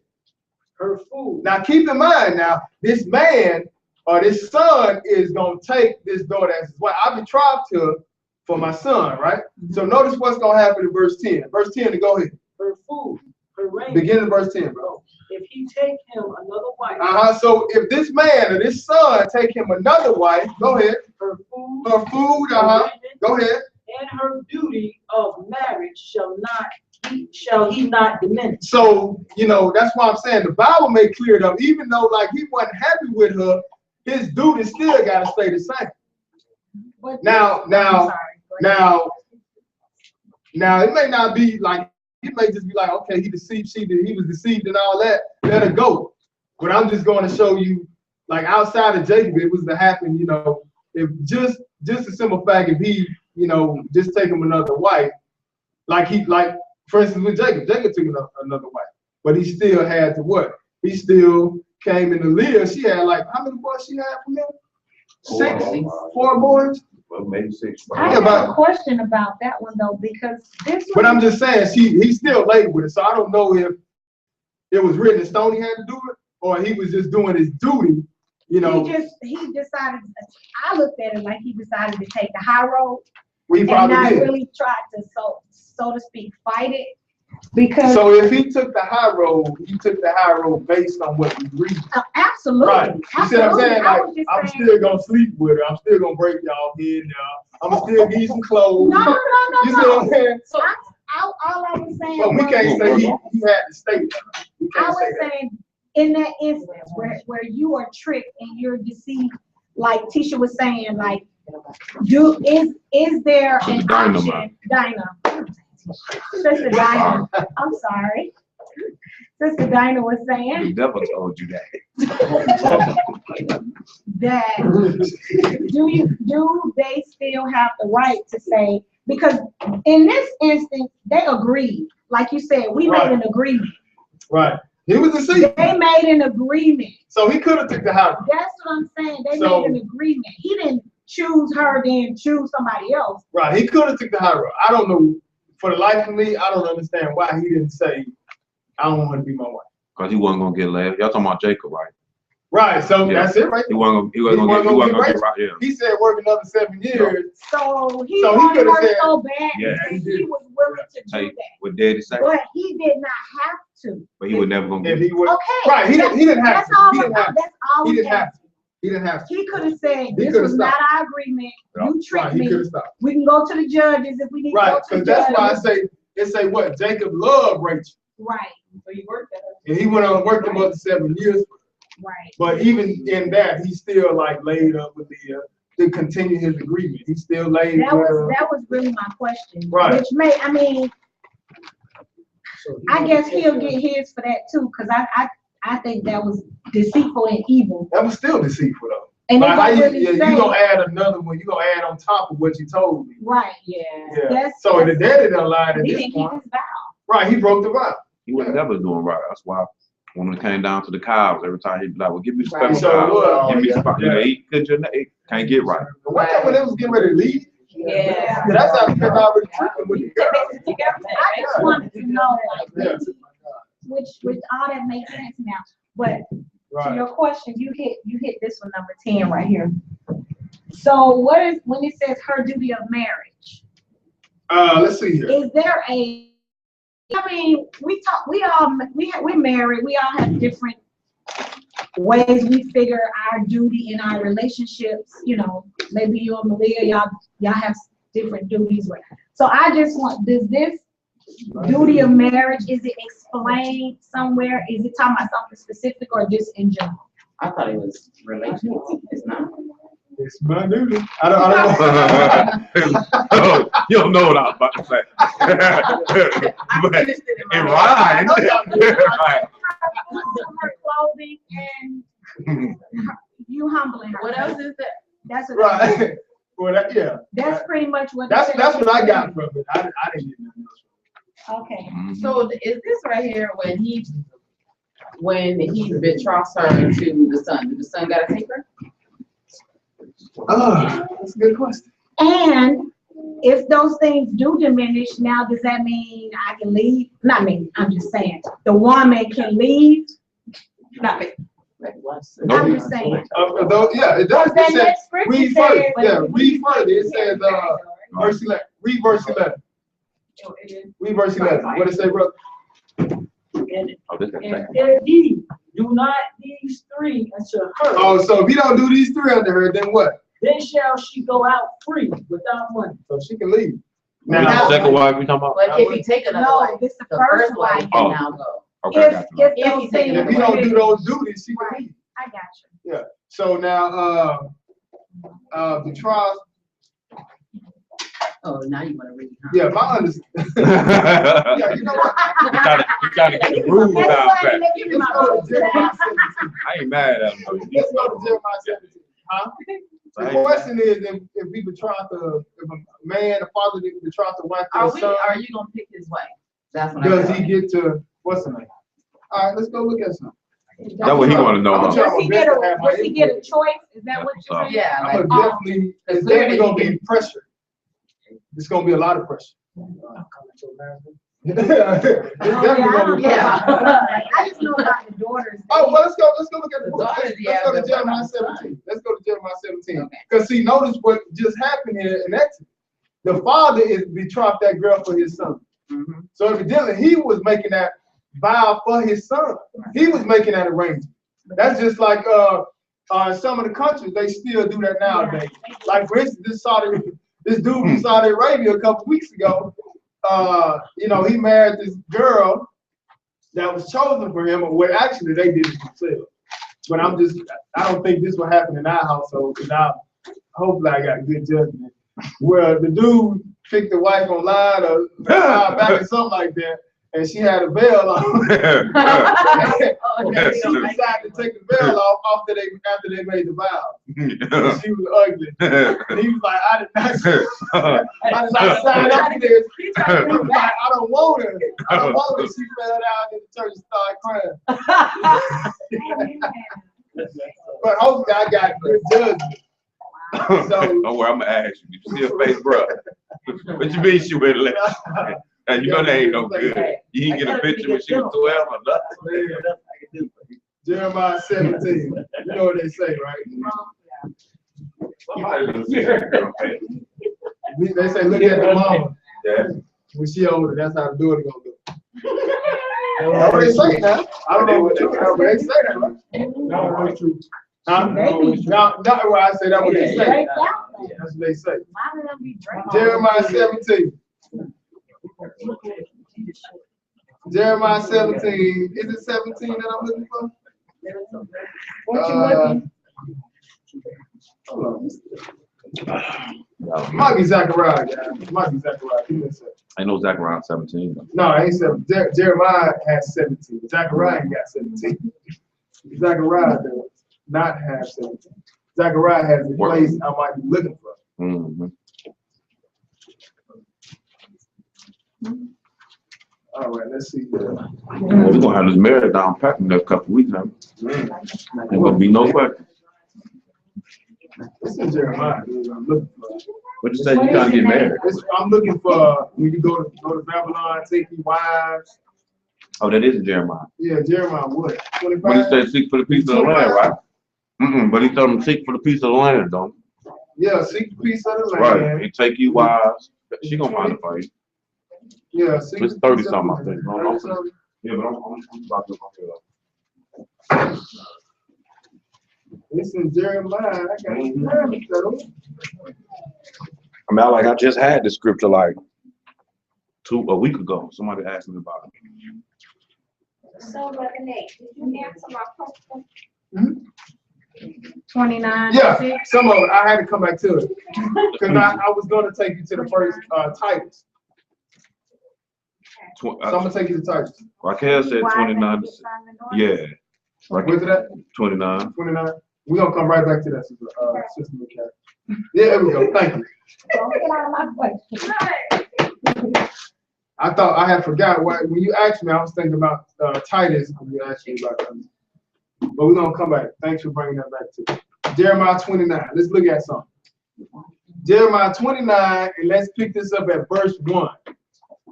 Regarding a man betrothing a daughter for his son. And we're going to look at something too that's going to blow y'all mind too. People don't think about it. Especially, we may think about it, but them brothers in the streets definitely want to think about this. Now, this is what? This is Israel going into captivity to the Babylonians, right? What are Babylonians today? Or where did Babylon started with what kingdom? Not as far as Ham. We talking about when Israel went into captivity. Nebuchadnezzar, right? Nebuchadnezzar was what? He was a Gentile, right? All right, watch this. Jeremiah 29 and verse 1. Go ahead and read, bro.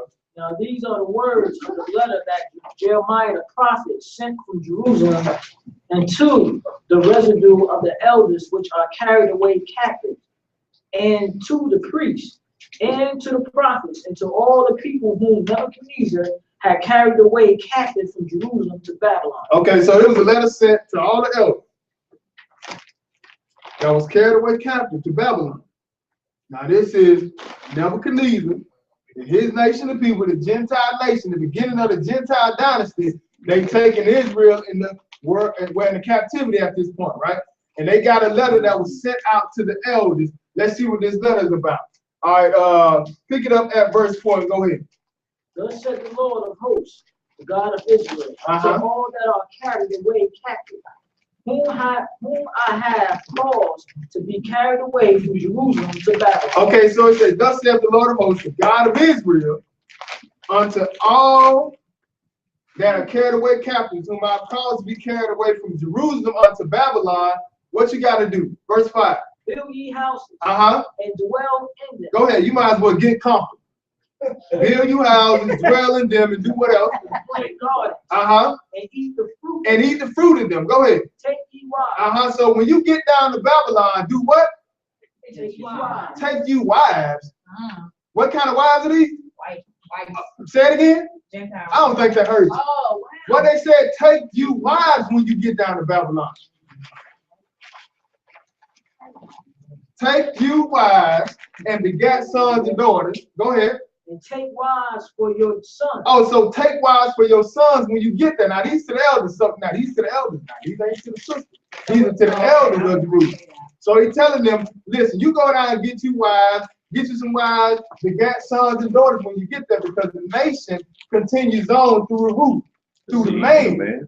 So when you get down to, that's just like when Jacob went down to Egypt, they went and slept with the Egyptians. Whether y'all know it or not, they different from Israel too. They just happen to look the same as we do. So it ain't got nothing to do with skin color, it got something to do with nationality. That's what it's all about. So just like when Jacob went down into Israel, he took his sons down there and they slept with the Egyptian women. So likewise, in this case, now they're going down, now we're getting carried into captivity. The Lord telling them to take you wives and beget sons and daughters. So go down there, get you some women, and have some children, because this gonna save y'all from being wiped out as a nation. Go ahead and read. And take wives for your sons. And do what? And give your daughters. And now read that again. And take what? Take wives for your sons. Who is ruling the world today? Gentile ruling the world today? And that's like an offshoot of Babylon? Are we still in captivity? Yeah. So I'm still gonna pick a wife for my son. He may not like it. I ain't gonna force it on him, but I'm gonna, like I said, I'm gonna have a heavy input on it. I ain't gonna, like, in other words, I'm gonna try my best to keep it in the church. I'm just playing veto power. Because I already said with my son ain't I'm gonna bad. try my best. No. I'm not gonna make it like I'm gonna force it. Yeah, I was gonna say, because Notice what I'm saying. I'm gonna try my best to keep it in the church. Like in other words, I'm not raising him to go marry a chicken head. right. You see what I'm saying? We own him in this word, so when he can continue to work to bring up more gods toward the kingdom. Right. You see what I'm saying? So I definitely gonna be happy you come out and you bring some girl in out of the world where we gotta train her and change her. My parents should have did that. You know, just like it was available to us, it's available to them. If you're in a rush that much that we got to go through this training process, then that let me know you ain't really worried about what's up in her head. Because if it's all about what's in their head, you're gonna wait. That's why the Lord told them when in Deuteronomy chapter 7, don't give your children to the Amorites and the other nations and all that, because what they gonna do? They gonna cause them to serve other gods. So really the Lord is the one that's dealing with that iron fist. We the one that gotta, kind of be on it to make sure they stay that way. Now, if they get old and they decide to go another route, that's on them. But we really trying to keep them, where they don't go off and start serving other gods. Because that's the case, they're gonna start worshiping Christmas and Easter and all that type. That's other gods. You can't say it ain't gonna happen because it all starts in the mind. Right. You know what I'm saying? Just what happened with Solomon. He ended up, who was that that put up all them gods for all them other women? That was Solomon, wasn't it? When he died? Yeah. When he told him don't marry him. No, that wasn't that. Well, you're talking about that. So we can? When we read a little further. That was I'm gonna try my best. Okay, so I read 2 places where you can take wives and betroth. I didn't read anywhere where he cannot do it. Who? Yeah, I mean, hey, he gonna leave his house and cleave to his own wife too. So that's why. Right, so his wife that he cleaved to, you can't decide which wife it is he cleaved to. Like, what if you do bring up a chicken head? Like, Abraham didn't decide for Isaac. Huh? Right. Abraham didn't decide for Isaac. Isaac didn't even decide. And Esau didn't even. I mean, Jacob didn't even. Right. I mean, what's Jacob? Right. Isaac didn't decide for for Jacob. Right. He just told him to go among the what? That's No, what his I'm mama saying. told him where to go. Yeah, they told him to go. Right. His mama told Jacob where to go. Right. Yeah. Go back to my people. Yo. And they listen. They listen. Right, that's so what- at least yeah, they they- listen. Hopefully they listen to us. Like, listen. That boy gonna listen to me. I know who you ain't married. Yeah, you hope, I mean. So you we still just- hope right, we it's just- all good. That, you know, you could be somebody you think is great and she get with Right. him and start beating him. You know what I mean? I mean, Right. you never really know. You told him to shine to beat me. I'm just saying that because we know that has happened for real. My husband and I know that is something that has happened. So I'm just saying, like, I can kind of see how you like I'm not gonna force him because you force him to marry somebody and it's the most horrible marriage. And Right. then now he's angry with you. That's just Right. And kicking her butt, huh? Right. Kicking And her a lot of butt. this stuff will pertain to the land too. So like right now, we're in a world of mess right now. We just do the best we can do. You know. No, I was just saying, moving forward with that scripture, it was saying that the In the sick. yeah, it's saying That's careless. give your daughter to husband. So that was that your Gentile husband?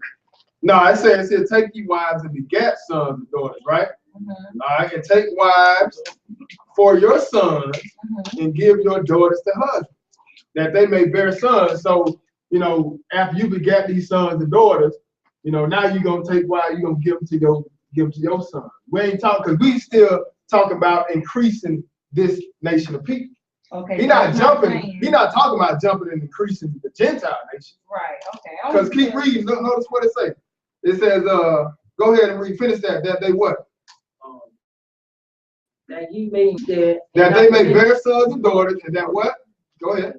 That you may. daughters that ye may be increased there Uh-huh. and not diminished. All right, so it's still gonna be between Israel. Yeah. You know what I'm saying? So the daughters that come up, you're gonna give to your sons, y'all have children, y'all gonna keep this thing going so y'all can grow. Because y'all can go into captivity.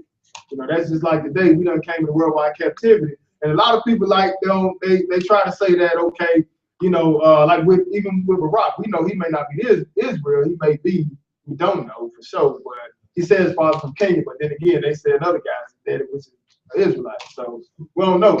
But they like to say that he mixed. Well, he ain't mixed. Ain't no such thing as mixed. Whatever the father is, that's what the child is. Now you may take different characteristics of the mother, you know, but the seed is actually passed on through the father. That's why Numbers chapter 1 tell you they measured the house of their fathers according to the pedigree.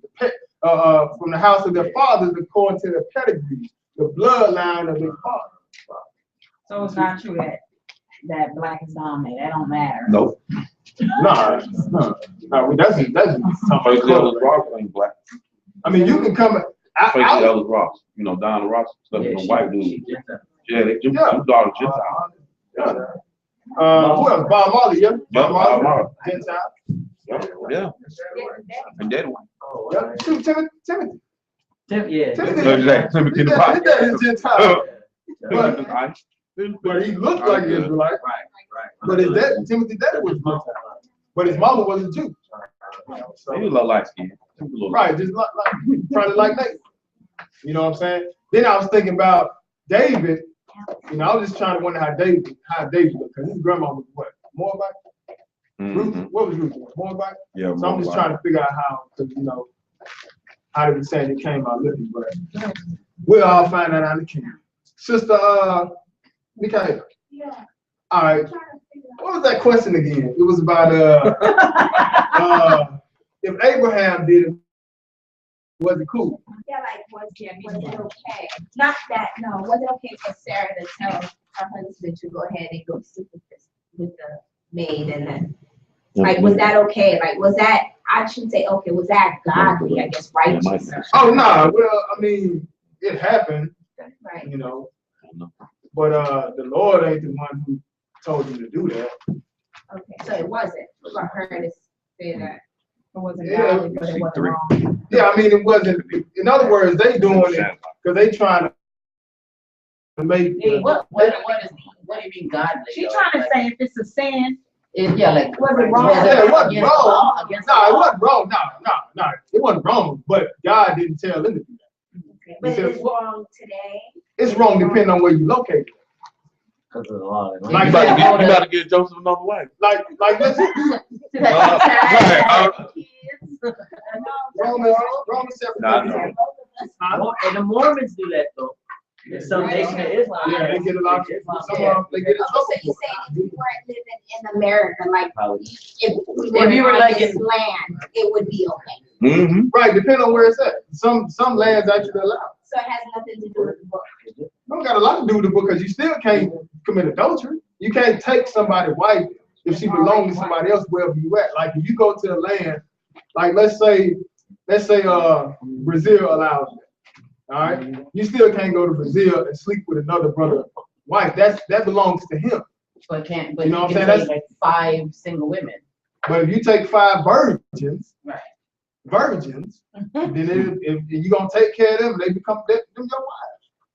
Those are yours. Those belong to you. Them his wives.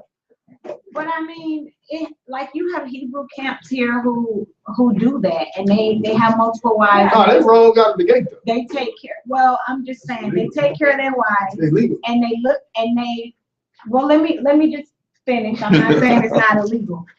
And their understanding of it is, although we live in a country that says you cannot legally marry 2 women and get all the benefits and be married to them, like in God's eyes, you still slept with that woman and you need to make her your wife, like the scripture says. Like that's what they bring, and they look at it like, well, God is above. Is above man. Let me just explain something. So that's how they see. Well, that's justifying sin out of your lust. That's like, for instance, where sister what's the sister name who they came down? What's the sister name that Elijah went down and picked up? Yeah, I remember her. I forget her. So y'all know what I'm Yeah. talking about. All right, so that sister there, when she first came into the word, she said they was strictly contacting her up in New York because they wanted to, see how she looked so they can lay up with her. You see what I'm saying? Now, if you done did it, that's a different story. But for you searching it out so I can sleep with you and then go ahead and, try to make the law of the land match or make God match with what you say when God already said don't do it, we got to obey these laws of the land. You know what I'm saying? Then you go sleep with a person, then you try to make it fit. That's a different story. Now, if you done laid up with this woman, then you lay with somebody else, well, really, I don't see how you can justify that in this land. If you know better, you're not supposed to do it, then you can't do it. Well, I guess. However they justify it, I can't understand their justification on that. So that would be the same justification of being married, like, and not going to the courthouse. They're doing the same stuff. Exactly. It's still, It's called they still common law married. marriage. They still married, and that's still They still still husband and wife. because they understand the law. But if you understand the law, you need to go get some papers. Well, I don't know what the But book hold is. on. I don't know what it is. I don't know what the law book says today about common law marriage. But I know a few years. No, I'm talking about you with one person. Y'all don't have papers, but y'all been living together for so long. 7 years. Now you are considered Right. married Right. under their common law rule. I haven't looked it up. I don't know what it says. Some states don't even have common law. That's what I was gonna say. Right. 'Cause I know. So I didn't know. I was just saying, like, I've talked to people, and that's how and it's not always out of necessary lust, because I know women who say, okay, this is okay with me. No, I'm saying Me and my husband, when this you is what. mention Hebrew camps, a lot of Hebrew camps do it out of lust. Yeah, Oh, I believe that's it. true. I totally believe But to this brother's defense, I got a brother, a friend. He stays up East Coast. He been dealing with the word for a long time. That's a brother. He has sat down and broke down to me, him and his wife, how they could take another wife. And technically, I couldn't argue with this brother, because he was saying, well, if it, this, I really don't want to repeat his argument, you know what I'm saying? Because I ain't trying to get nobody no ideas. But he really made a legitimate argument where it didn't have nothing to do with lust, where he and his wife wanted to take on another wife. And I couldn't argue with him. And he was basing it off of the fact that, okay, well, I understand what you're saying about the law of the land. And yeah, it would be nice to get a certificate, but do you have to have that certificate to be married in the eyes of God? And when we were done, I was just like, well, bro, Well, do your thing, man. If Like, you gonna use that argument, then if you we use that are argument, supposed to. Yeah, when I say supposed Okay, to, so but does that send you to? But then, let's answer this question. Let's do one thing at a time. Are we supposed to obey the laws of the land? Yes or no? But all these laws might not be even. Let's see the wicked. Right, but the majority law of the land is what? As a whole, yeah, you keep the law of the land. Dealing with a husband and wife, what is the law of the land? Can we have more than one wife? One wife. One wife. Can we have more than one wife? no. Yeah. More than one, but hold on, can we have, you can marry a man all you want to, but can you have more than one wife? Yes or no? No. Do we have to obey the law of the land? Yeah. Who said we gotta obey the law of the land? God. So what state? Whoa, rewind. Rewind. you say Rewind. for your benefit. Listen to the Right, rewind. Do God did not say. that's what I'm asking. God Do did we have not. to obey No, the law of the God land? did not say.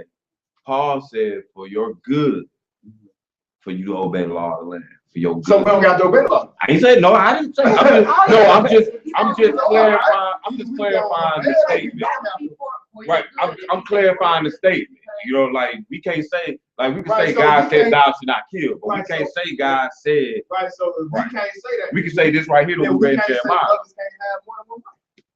Huh? Oh, I never said that. Right, Only right. because I see in the No, you're right. I mean, that's why I So can't if argue with we you. don't have to obey the laws of the land. What you said? And Like if you- if it's up to us to decide like that, okay, Paul said it, Yeah. God didn't. Okay. And the other time, all scripture given by inspiration of God. At this point, Paul is making his own, okay, like he said, well, I'd rather that you married than to burn, right? He even said that himself. Mm-hmm. He tell you when he gives his opinion. Somebody tell you. Just turn to make it a little warm. So if you, my thing is that if you're gonna follow the law, you're gonna follow God, you're gonna follow God's law. It's God's law above man. You don't gotta get married. Fine, you can take yourself 5 wives because you done slept with them already. Okay, so then if that's the case, all them 20 women you slept with since you was 15, you need to go get there behind. Yeah. If you're not doing that, then you doing it out of lust. You get what I'm But I saying? mean, Like that would that's be kind my. of like the past. I think in the past because Yeah. they might be with Well, I don't somebody think else, anybody maybe in debate somebody wasn't one enough though. I think Right. it's one. I think it's one kind of like Yeah, us. one's definitely- Once Yes. we know, One's definitely. you know what I mean. Like Okay, once we so know once what we're you know, supposed then to it- do, we One need wife. to start doing it. That's what we did. Right. You know, we I were don't think doing what we if you're wanted Right, to because do. that would mean we'd have to go back and go find it. And they probably, who knows who they were, you know. That's wrong. But if you and your wife are coming to an agreement, y'all want somebody else, Yeah, I that's couldn't between argue them. with that. I mean, I just couldn't Yeah, I argue. mean, yeah, It if wasn't even I worth the don't think argument. you can get you can't get the paperwork in the land, which I totally understand that. I was asking, the conversation was about sin in the eyes of God. Right. That was You the be saying- whole conversation. that's not sin in the eyes of I got it God. on That is 1:30. Oh, yeah. got it wrong right now. Wait, 11 went over. But it's talking about the powers that be are set up by God. Mm-hmm. So So he got the ultimate. yeah, and Mm-hmm. so but I'm state I'm looking for the part where it says what's the For name? your good. No, yeah, obey the law of the land for your good. They already said it. Yeah, they already said it. Just like they In were saying, verse 5. don't keep the Sabbath, we're gonna kill you. Yeah. Right. Yeah. But then we know that supersedes God's word. Well, really, So it's we know we repeated got too, though. But this is where, Yeah, that's what I'm looking for. but this is what he said. Well, you must needs be subject not only for wrath, but for conscience sake. Where are you? I don't know. Oh no, we talking about in Romans 13.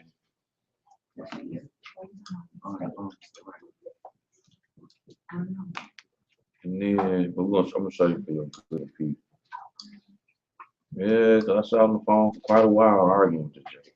I finally left it alone. Yeah, I mean, if God didn't say it, then if he can leave it up to you So to we make that don't have to determination. follow the law of land. We can go home and go smoke blunt. Niggas smoke weed, do I mean, Some people do. That's the point. Right, that's the point. Some people do. But if you get, But but the- you don't pay the punishment But of the land. Right, that's right. It benefits them, like, it's illegal to do it, but in some states, it's legal because it benefits them, tax-wise. and other Right, because things in like that. other states in our same country, they can Okay, so smoke weed. I can go Not smoke this this house.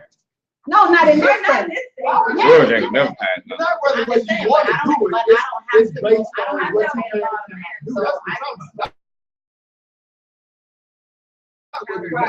Like, I guess that's what I'm trying to Our, our conversation is always if it's a sin. That's the whole point. The whole point was show me where I am sinning against God because I choose to smoke weed, and if I get caught, I pay that little penalty. But that was like their, that was their argument is Paul said, obey the laws of the land it's for your good. So if you don't want to suffer the law of the land punishment, then I'm saying for your good. It say keep the laws of the land. It's for your good or for your benefit. Conscious. I'm gonna say that. I was saying I was trying to show the sin. That's all I was saying. I was trying to. I couldn't show the sin. That was our argument. Like show me in the law. That's what they were saying. Show me in the law where it's the sin.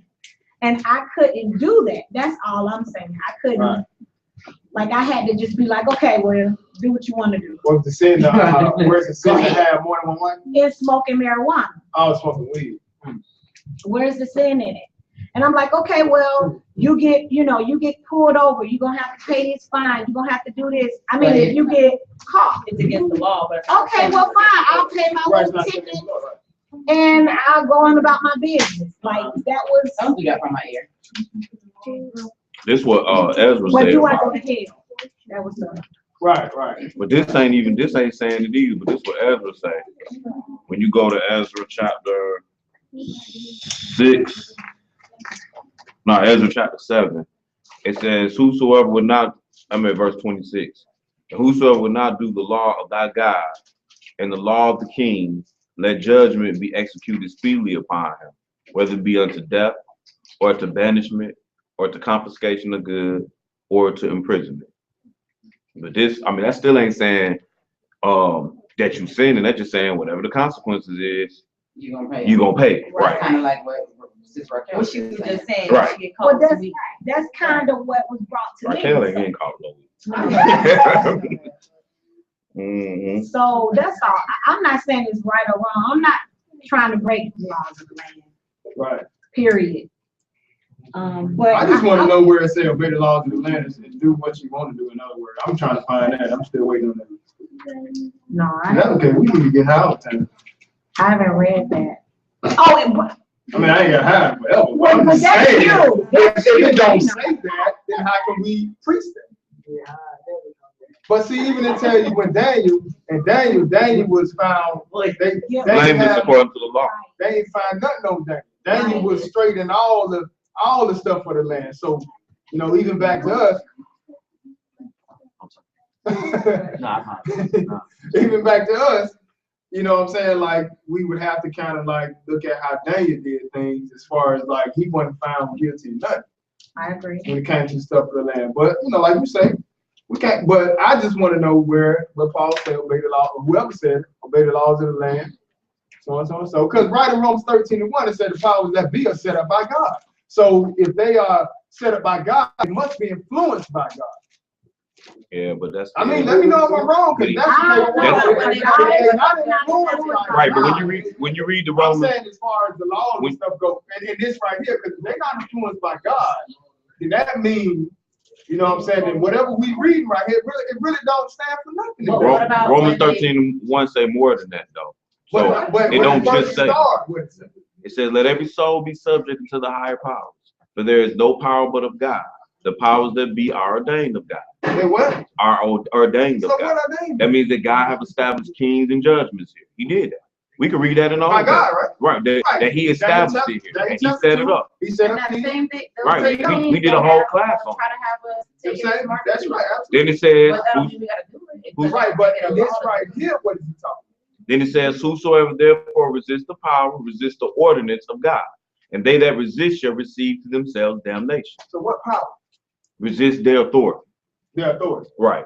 So what's the authority of the land? That's what we trying to do. The authority of the land right now is telling you what if they make it a law. No, we talking about right now. Okay, no, forget that. That's against God. Let's just use the smoking marijuana. We'll just use that one. All right. Not in Denver, in Georgia. No, if that's what we just smoking the marijuana. We're gonna use that. So it's saying that whosoever therefore resist the power, resist the ordinance of God, and they resist shall receive to themselves damnation. All right. For rulers are not a terror to good works, but to the evil. Would thou then not be afraid of the powers? Do Romans 13:3. Do that which is good, and thou shalt have praise of the same. So now Paul is saying, look, for the rulers, they're not a terror for anybody who out here doing good works, but for those out here that's doing evil works. For that, he was saying, for they which is good, thou shalt have praise of the same. You're doing good, then they're gonna say you're doing good. For he is a minister or servant of God to thee for good. But if thou do that which is evil, be afraid, for he beareth not the sword in vain. For he is a minister of God, a revenger to execute wrath upon them that doeth evil. Wherefore ye must needs be subject, not only for wrath, but also for conscience sake. Now, reading that right there, he did not just sit here and say, in verse 6, wherefore, right, because of this reason that I just read to you, you must needs be subject. So you don't have to deal with the consequences, not only because of those consequences, but also we read in Ezra how it said that it said for your conscience sake. We can't just say that that's on your own will, because right before that he said, wherefore ye must needs be subject. Subject to what? To everything we just read all the way down, because they empower. Okay. So now we got to figure out what's evil, what's not evil. They got laws on the book for a reason. Well, we know what's so evil. We can break those laws. Right. We can run the red lights. We can do all that because the conscience sake. He put that together. He said, well, hold on. He said, wherefore ye must needs be subject, not only for wrath, not only for the destruction or the consequence that comes when you disobey it, but also for conscience sake. So we got two reasons why you need to do it, and that's what we read. But conscience is your mind, right? Right, but it ain't just conscience. It's two reasons here. Okay, he said, wherefore ye must needs be subject, not only for wrath. How does the wrath come? By you disobeying what the law of the land tell you, or whatever these subjects or these powers and governments tell you to do. You disobey it, there's wrath gonna come. Exactly. So don't obey them just because of the wrath that's coming, but also in addition to this, obey them because of conscience sake also. Conscious means like what? Like of your mind. Because some people think it's just fine to but smoke it's weed. In addition to their right. So your conscience, and do it because of the repercussions that'll happen to you if you don't. Okay, hold on. Let's deal with, before we jump, what is it saying, Jediah? We're not read. jumping. What is this saying, bro? We're talking about the same thing. Hold on. Let me deal with other teachers. What is it saying, bro? Paul is saying here that you need to be subject to the Romans, to the higher powers, to the authorities. That God established the authorities here. That's what he's saying. Just that simple. And you're gonna pay. If you don't, there will be consequences if you ain't subject to them. But I have a question. Paul has not said, then there's a consequence to it. What's the Like if you read a red light and somebody see you, there's a consequence to it. Right. Paul is not saying here that it is a sin if you smoke weed. You can't say that using it. We didn't say that. Right. That's what we get. Right. See, you got to understand. I'm not sitting here saying, oh, well, don't keep the laws of the land. What we're saying is it sin to take another wife, or is it sin to smoke marijuana? To do the things that are contrary to the law. What came up from that? Right, and what came from that? What do you mean? Trying to figure out, do we have to obey the laws of the land, right? Right. So we ain't talking about whether smoking weed. You can go somewhere else and realize smoking weed ain't sin. Just like you can go to another country. But that's just like right. I'm not trying to, but I do a line of powder. Right. Okay. Am I sinning? That's the.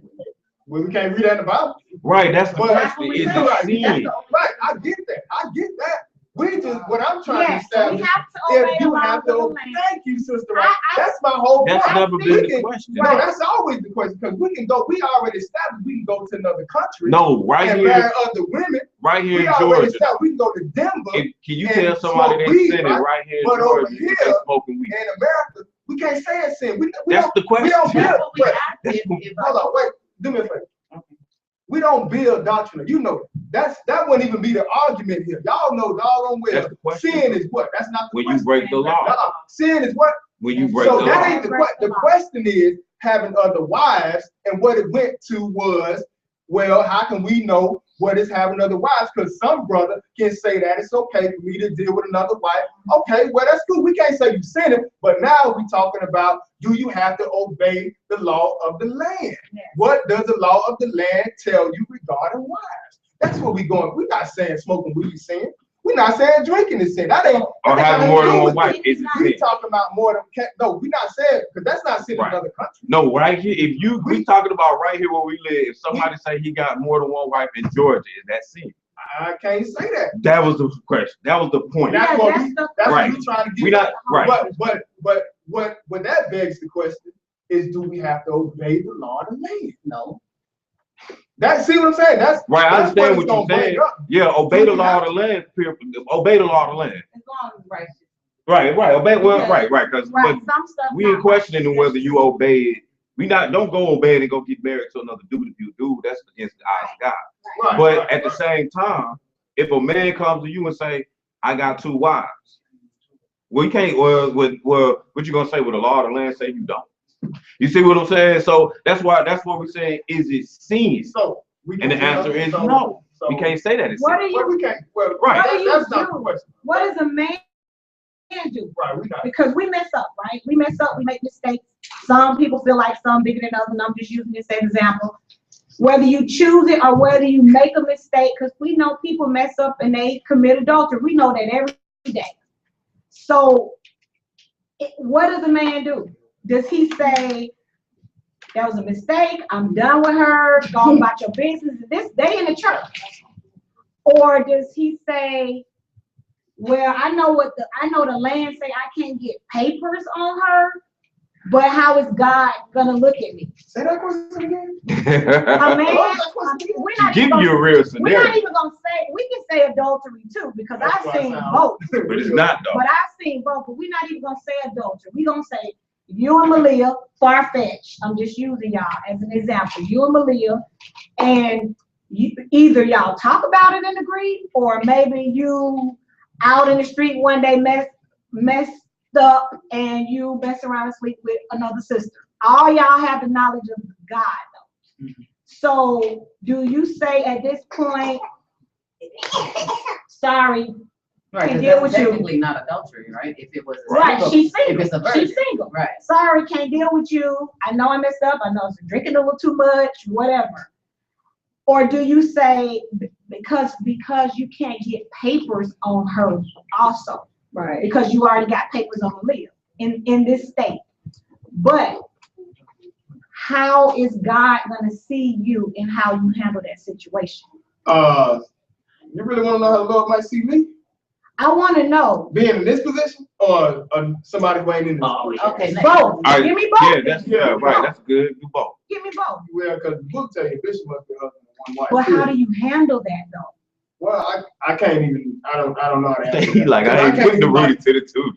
Yeah, because if I was in another situation, like the Okay, now- position I'm in is that I Okay, well, so, You're not- so okay, let's not say a somebody come to you now. Not a big. Now they coming to you and they like, bro, With that scenario. okay, I ain't sound okay. I'm No, coming to you. no.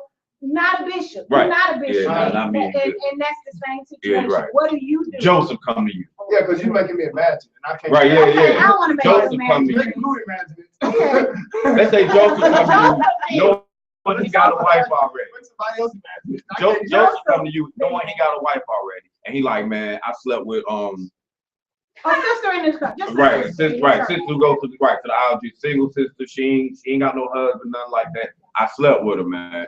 What am I supposed to do now? Good question. God already knows. Well, Sure, I hear you. You know Ain't what gonna I be mean? nothing That's too much what's you can wrong. do. But I'm just saying, what do So you what do? you gonna say? What is I'm the right gonna thing to I'm do? gonna say call brother Elijah, Yeah. and only because I don't want you getting it from me. I don't want you Right. getting this answer from me, but I know the answer he gonna give. And I You think see- the book might probably gonna see some seed. Yup. That's what I'm saying. That's right. There you go. There you go. That's all At this I'm point, the saying. book gonna supersede Yup. because you done laid with this book. Yup. What do you do? Yup. And she ain't. Yup. I speak as a man, not as a Lord. I would definitely have to say you know how to get. That's a good Right, and you Yup. can never get papers on that person. Yeah, but But you still better act but right, that's though. what the Lord gonna supersede. Yup. So then those Hebrews that are doing it, And blew out a question. Yeah, but Then you that can't would just be be- doing it because you want absolutely, it. Right. absolutely. You know what I'm saying? As you Like, come. you can't just be Yeah, wanting plans to have of it. people on the phone. And he dead wrong. He What dead you look wrong like? for being out there and doing it. I say he dead wrong because you drunk. Remember I said it was a mistake. You like, oh, I messed up. So this was a mistake. This not something you and your wife agreed on. She wouldn't say go It's to good for the somebody geese, else. it's good for the candy. You know what It was I good mean? 4,000 I'm years ago. saying, Rules Yeah. still apply. That's the thing. It's gonna I'm supersede. saying this, he said it himself. That's why I gave this. Mhm. I messed up. You know what I mean? I'm saying if you're gonna do it, personally, I don't think it needs to Mikael, be like, no I'm gone. deception behind it. Like these women in the Bible, there wasn't any deception in their marriage. They knew what was going on. You wasn't just out one day and come Right. home like, hey, Mikael, I have a wife now. You know, like that wasn't happening.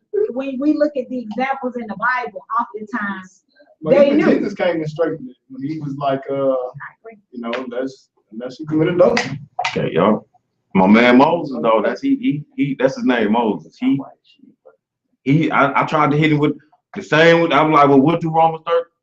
Yeah, but man, you trying to tell me I'm sinning because I'm like, well, but I'm Wait, you saying can't we supposed to say keep the sin. law of the That was- land. that was Right, the yo. deception. And that was the whole I was argument. getting beat down because I was like, what the law of the land? Yup, say? he What like, the but law? Yeah, I'm not arguing with you with the law of the Right, land. the You like, sin is right. transgression against the law. Right. We can read Right. what's sin, Right. Mhm. you know. So I can't really. But I think that does come back and bite you. When you don't obey them laws of the land, it come back around. right, it's for you gotta wait. it's for conscience sake. All right, Your mind my will- And it's question for- is, okay, you saying that in order to become a bishop, you only can have one wife, right? Right, it says, yeah. Okay, now check this out. What if you had two wives before you came into that? Do it still say you can't because you already had two Yeah, you got wives? two wives. You want- That ain't your place now. I'm No, what I'm saying All right, is. rephrase the question. Ask the question. What I'm saying is you had two wives before you came into the word. Uh-huh. Okay, now you ain't came into the word, so now that he got two wives, do that execute him from being a bishop because. Go to Acts chapter 17. Because that's a lot of us got wives. Acts chapter 17. Let's pick it up at verse 29. For as much then as we Hold are. on, let's wait till. Yeah, we Acts 17, verse 29. Verse 29.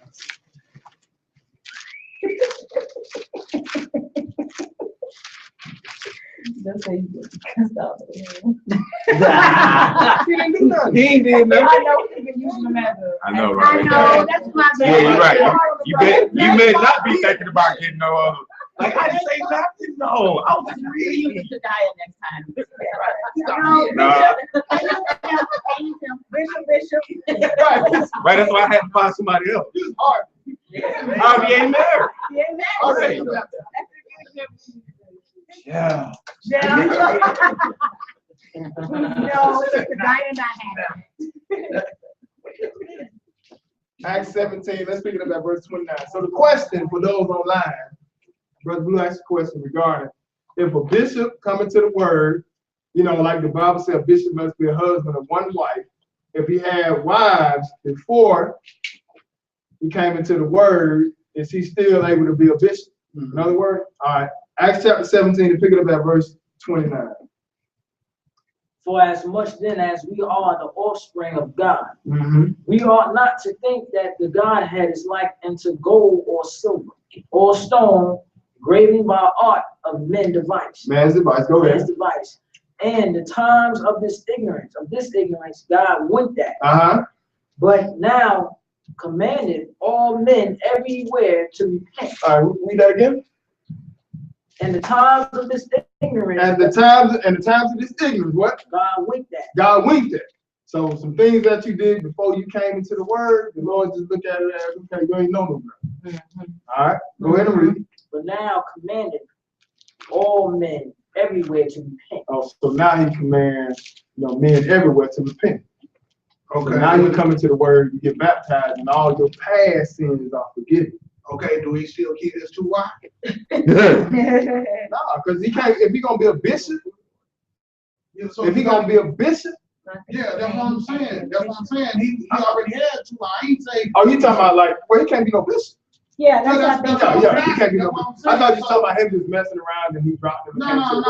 He already married. No, he can't and be then he came into the word, so he can't be no bishop. Can't be no bishop. What is that? So a bishop, Titus, is a Titus 2, I bishop, think. when you become a bishop, is it how many people you got up under you that makes you a bishop? Well, it mainly overseers and soul. You know what I'm saying? That's in Acts what? Acts 10. Yeah, like you gotta have like 1,000 people up under you.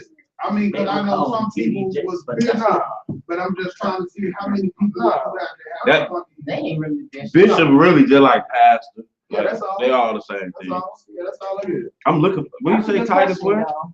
Titus chapter 1, I believe. Titus 1. So let me ask you this. So if he had 2 wives from another country and then he came into the word, he can't be a bishop because he got 2 wives. He got to divorce one of them. No, he can't divorce me at all. Timothy, but he want to be a bishop. You might be Timothy. No, I found no. It's in Titus. Titus where? I know that did the same thing. 1-7. It's in the middle of the chapter. Yeah, it's somewhere else. It is somewhere else. No, it's something else, man. It's the whole get down. It's the whole, the deacon and all Right. Yeah. That's what I was looking for too. It might be Peter. Can he still call himself a bishop then? Nah. No, He can't. all of them would want to. What if he got about 2,000 people up under him? He ain't got to have nobody up on him. You talking about if he got on the wife? Yeah, if he got the wife. He got the 2 wives. Yeah. Let's see what the book says. How about it? Let's You know, a go. lot of people out here saying this what they is. Right. Let's see. Oh, 1 Timothy 3, man. 1 Timothy 3. Yeah. Let's see what the book says. Now you mainly asking if they have more than 1 wife, can they do this, right? Yeah. Right? Yeah. And then he sounds like he also wants to know, what do you need to do to become a bishop, or what? I just Like for a title of a bishop? Yeah, I'm just trying to see. All right, well, let's see. 1 Timothy chapter 3. Let's pick this up at verse 1. So to answer your question, Sister Mikael, from us going back and forth, of course we can't say it's a sin.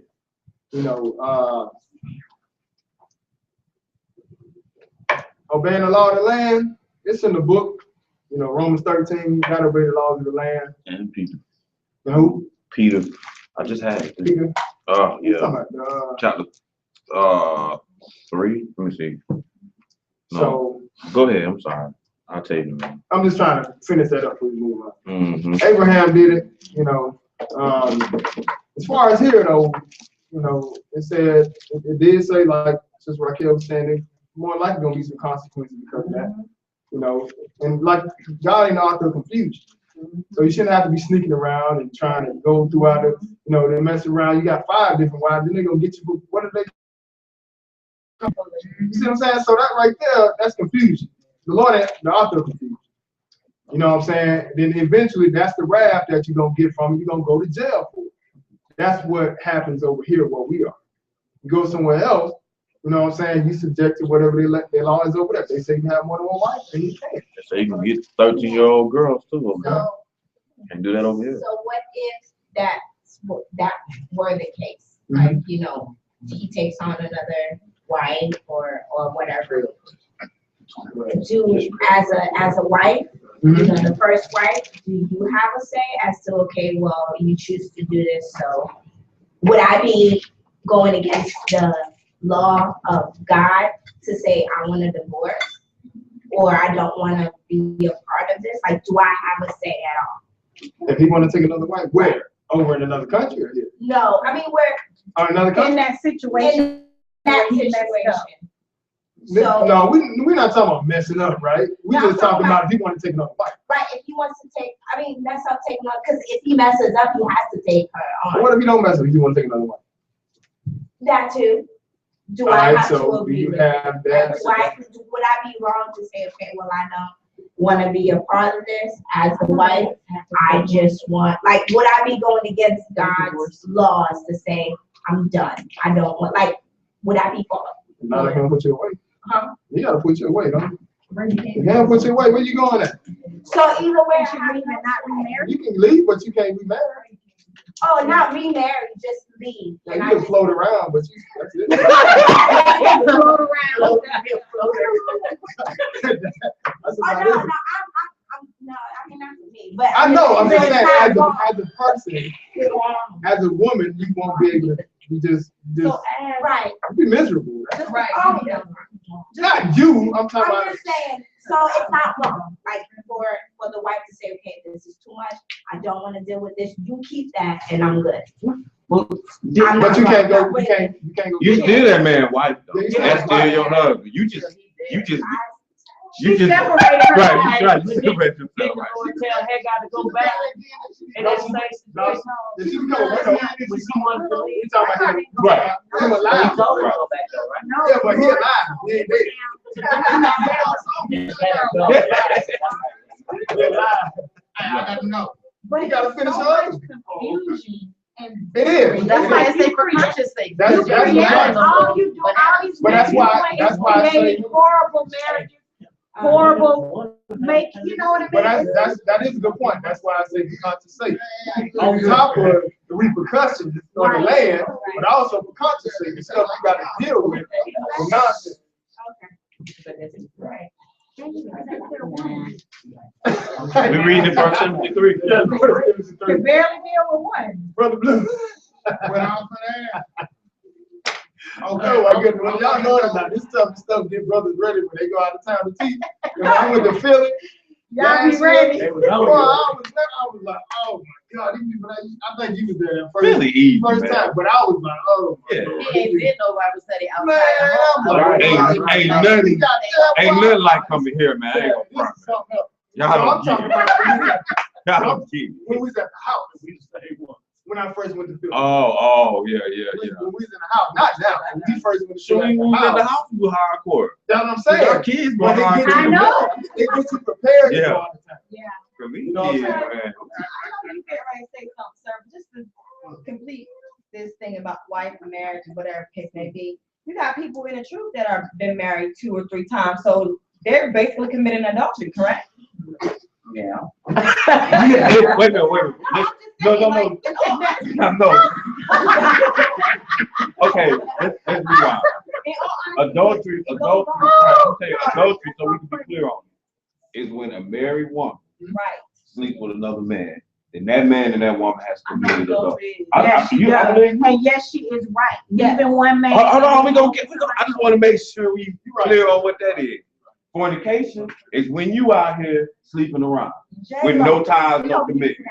Now, these brothers who got a wife and they leave their wife, and they go sleep with somebody else's wife or somebody ex-wife, but she's still alive, you commit adultery.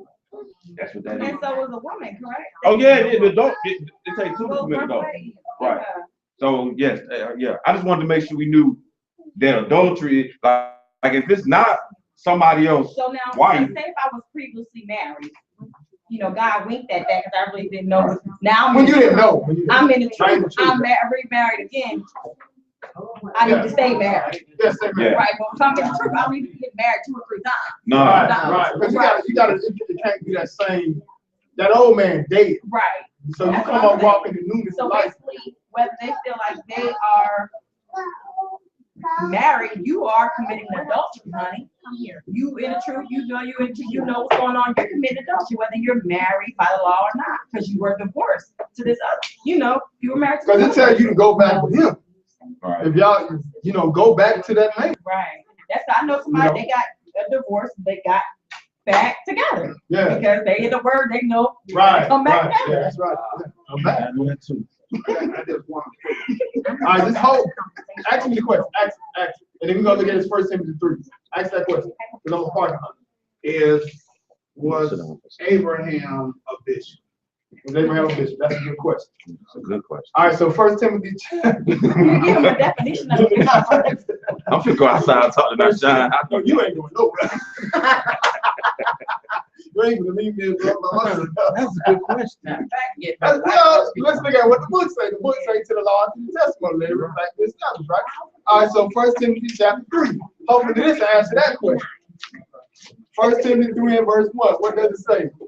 This is a true, this is a true saying. Is everybody there? Yes. I don't need nobody. All right, this is, I'm sorry, 1 Timothy, chapter 3. okay. I ain't Now going I'm trying nowhere. to deal. I ain't going nowhere. I do need to say something. Come on. Right here. All right, 1 Timothy chapter 3. We'll pick it up at verse 1. Go ahead and read, brother. This is a true saying. Uh-huh. If a man desire the office of a bishop, he desires a good work. Uh-huh. A bishop then must be blameless. Okay, so we talk about a man if he desire the office or the position of a bishop. They say he desire good work. A bishop then must be what? Blameless. Uh-huh. The husband of one wife. The husband of one wife. Go ahead. Vigilant. Uh-huh. Sober. Of good behavior. Uh-huh. Given to hospitality. Mm-hmm. Apt to teach. Able to teach. Go ahead. Not given to wine. That's right. It can be full of alcohol. No striker. Uh-huh. Not greedy. Of filthy lucre. Not doing it for money, but what? But patient. Uh-huh. Not a brawler. Mm-hmm. Not covetous. Go ahead. One that ruleth well his own house. One that ruled well his own house. Go ahead. Having his children in subjection with all gravity. Uh-huh. All right, so go ahead. Read verse 5. For if a man know not how to rule his own house, Uh-huh. how shall he take care of the church of God? Okay, so look at verse 11. Go ahead. Even so, their wives be greedy, Be great. great, not slanders, sober, faithful in all things. Uh-huh. So this is verse 8 it say, likewise must the deacons be grave, not double-tongued, not given to much wine, not greedy of filthy lucre, holding the mystery of the faith and the pure conscience, and let these also first be proved, and let them use the office of a deacon being found blameless. Even so must their wives be grave, reverend, like I say here, not slanderous, sober, faithful in all things. But a bishop gonna be a husband of one wife. And he's gonna have his whole house in subjection. I mean, but wasn't Abraham like that as well? When Abraham like what? The book tell you Noah was a preacher. Was Noah was a preacher? Say Noah was a preacher. I know Noah had one wife. Okay. You say anything y'all seen it anywhere about Abraham being a Because preacher? Abraham had actually 2 eyes, correct? Right. Abraham. So that's no, Right. no. I'm just saying, Y'all I seen didn't anywhere about that he had been a bishop. Who? I didn't see him Yeah, I as didn't being a see. bishop. Was he a preacher? Did it say he was a preacher? Yeah, I think it said Abraham. That's in Galatians. I know it say he kept it, he Yeah. did good. Let's see if he was a preacher.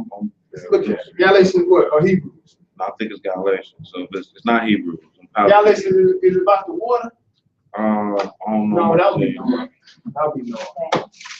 And the scripture was saying that God would justify the heathen through faith, preach before the gospel unto. Oh no, that might not be so. Because that's saying that the gospel was preached to Abraham. I don't know who. Right. he was. Abraham was kind of older too. You know what I'm saying? Abraham was, when he died like around 1. How was he when he died? Well, honey, when he had them kids, huh? Yeah, Well, he got 99. circumcised in 99, right? Mm-hmm. Yeah, I don't So know. he then his wife died, Sarah died, he turned around and got somebody else pregnant. Yeah. He had some kids. Keturah, wasn't it? Keturah, yeah. Had children with her. Abraham was getting on. He was older too. Mm-hmm. So he got me started. Who was he on? He was just a father of No. He didn't say he was a Yeah. bishop. Yeah, he's up there. Right, father was rich, but I don't see him. I never saw it. Okay. No, I saw that it was preached. The gospel was Gospel preached to preached on Abraham. Yeah, it didn't say Abraham preached. But it say Noah was. We know Noah. It don't say anything about Noah having. No. I got he another. doesn't. Uh-huh. All right. Like in the commandments, it said, keep the Sabbath day holy, right? Uh-huh. Somewhere else, just like we in different time zones, right? Mm-hmm. Now, somewhere else, it may not be the Sabbath, it could be Thursday. Right? I'm just saying, another country somewhere, just like we got different time zones, right? Well, it ain't gonna be better. It might Well, be. I ain't saying that off, but I'm just saying like today could be Friday somewhere else. It could be a little bit further ahead, like it could be going on Sunday. Yeah, something like that. Okay, So wherever you at. So what I'm getting to is, when we say this day is our Sabbath, how we know we ain't like one day either up or back? Where are you? Well, depending on that. I'm saying we in the States, but I'm just saying, but if we go on from the translation from Hebrew to the States now, how do you predict how far you on or off? Well, everybody got a lot of input on this. I'm gonna let y'all answer why I go to that. And I'm gonna come back and answer. Brother, I was just gonna tell you, we started Sabbath before California do. It's just based off where you are, man. It's 7 days to where you are. So, you know, like for example, sometime I'll be on the phone with somebody from somewhere else. They be like, "Is it Sabbath where you are yet?" And I'll be like, "Yeah, it just hit Sabbath, just hit." Like, "Oh yeah, we got a couple more hours." Yeah. You know what I'm saying? So it just depends on, it just straight up depends on, because it's based off of, it's because the book say 6 days shall a man work and the 7th is the Sabbath of the rest. That just applies to you every day off where you are. No matter, okay, because I'll be talking to people out in New Zealand too. Yeah. Right, and it might not be the Sabbath. Right. You use like Genesis 14 where you use that's what the sun, that's what it's for. It's for sign for days, so that you can know where. Like if you can't see it, then It's all but based if on you're where in we are. Australia and you can see it, then that's what you use. Like right now, it's about to be, give us another 15 minutes or so, or maybe 20, whatever, it's gonna be dark. But in LA, not only is it not dark, like they still in the middle of class. Yeah. You know what I'm saying? Like, because the class just started for them. They just got up in the morning, like. Well, they 3 hours behind. Right. Well, they 3 hours behind them. So they in the midst of class right now. You know what I mean? So, Yeah, they sure are. Just like faith in Jerusalem, depending on where you are. So I literally achieved the Sabbath before. Let me tell you what I mean by that. We're gonna do that. Go ahead. I was going, I guess, was I going that way? Or was I going that way? No, I'm saying I was either going to LA or coming. I don't remember. I had to really do the math work. And I left, I think I left LA and was coming back or whatever. And I lost my 3 hours of the Sabbath. Because by the time I got back, that's what it was. Yeah, that's what it was. So I cheated the Sabbath before. They do the same thing like they do. Okay. You know what I'm saying? Harvey, what you was about to say? No, I was just gonna say time zone based off the setting of the sun. Okay, so right, so that question, where that question come from? Where it come from? No, because I just know that if we in different time zones, and then I just know, like, sometimes I talk to people in different countries, and I know they be telling me it's another day or something. So I was just trying to find out, how that works. Okay, because I remember to the Lord, the Sabbath day is what? The 7 days. It's 7 day, right? Right. So if you talk to somebody else in another country, they may be a little ahead of us, or a little bit behind us, right? Right. Now, more than likely, we still around the same day, right? Okay. All right, but they don't have a Monday, or Sunday, Monday, Tuesday, Wednesday, Thursday, Friday, Saturday 1, Saturday 2, do they? Then Sunday, they got Sunday, Monday, Tuesday, Wednesday, Thursday, Friday, Saturday. They go back to Sunday again, right? No matter where you at, right? So everybody, no matter where we at in the world, start on Sunday. Right, and I'll go back. So notice what the Lord said. Look at Leviticus chapter 23. I think what's name got the right clock, right? Got the start clock. Is it London or something? Huh? Big Ben. Big Ben, I think, is in London. So and I think what it does is it goes back from there. So everybody, but it doesn't go over 24 hours. So it's not gonna be like we off some days. It's just gonna be like hours. Right. It's gonna be hours. Yeah, that's what it's not gonna be days. I think Australia is 24 hours. From London or something. It's one place that like over here it's night, like it's, and then they are like a whole day ahead, like a whole 23 hours. Okay. I mean, we really can see though. Like if anybody want to see, I can show you on the computer. It'll show you how it works, but it's not that far off. Like. Yeah. All right, so look at Leviticus 23. Leviticus 2:23.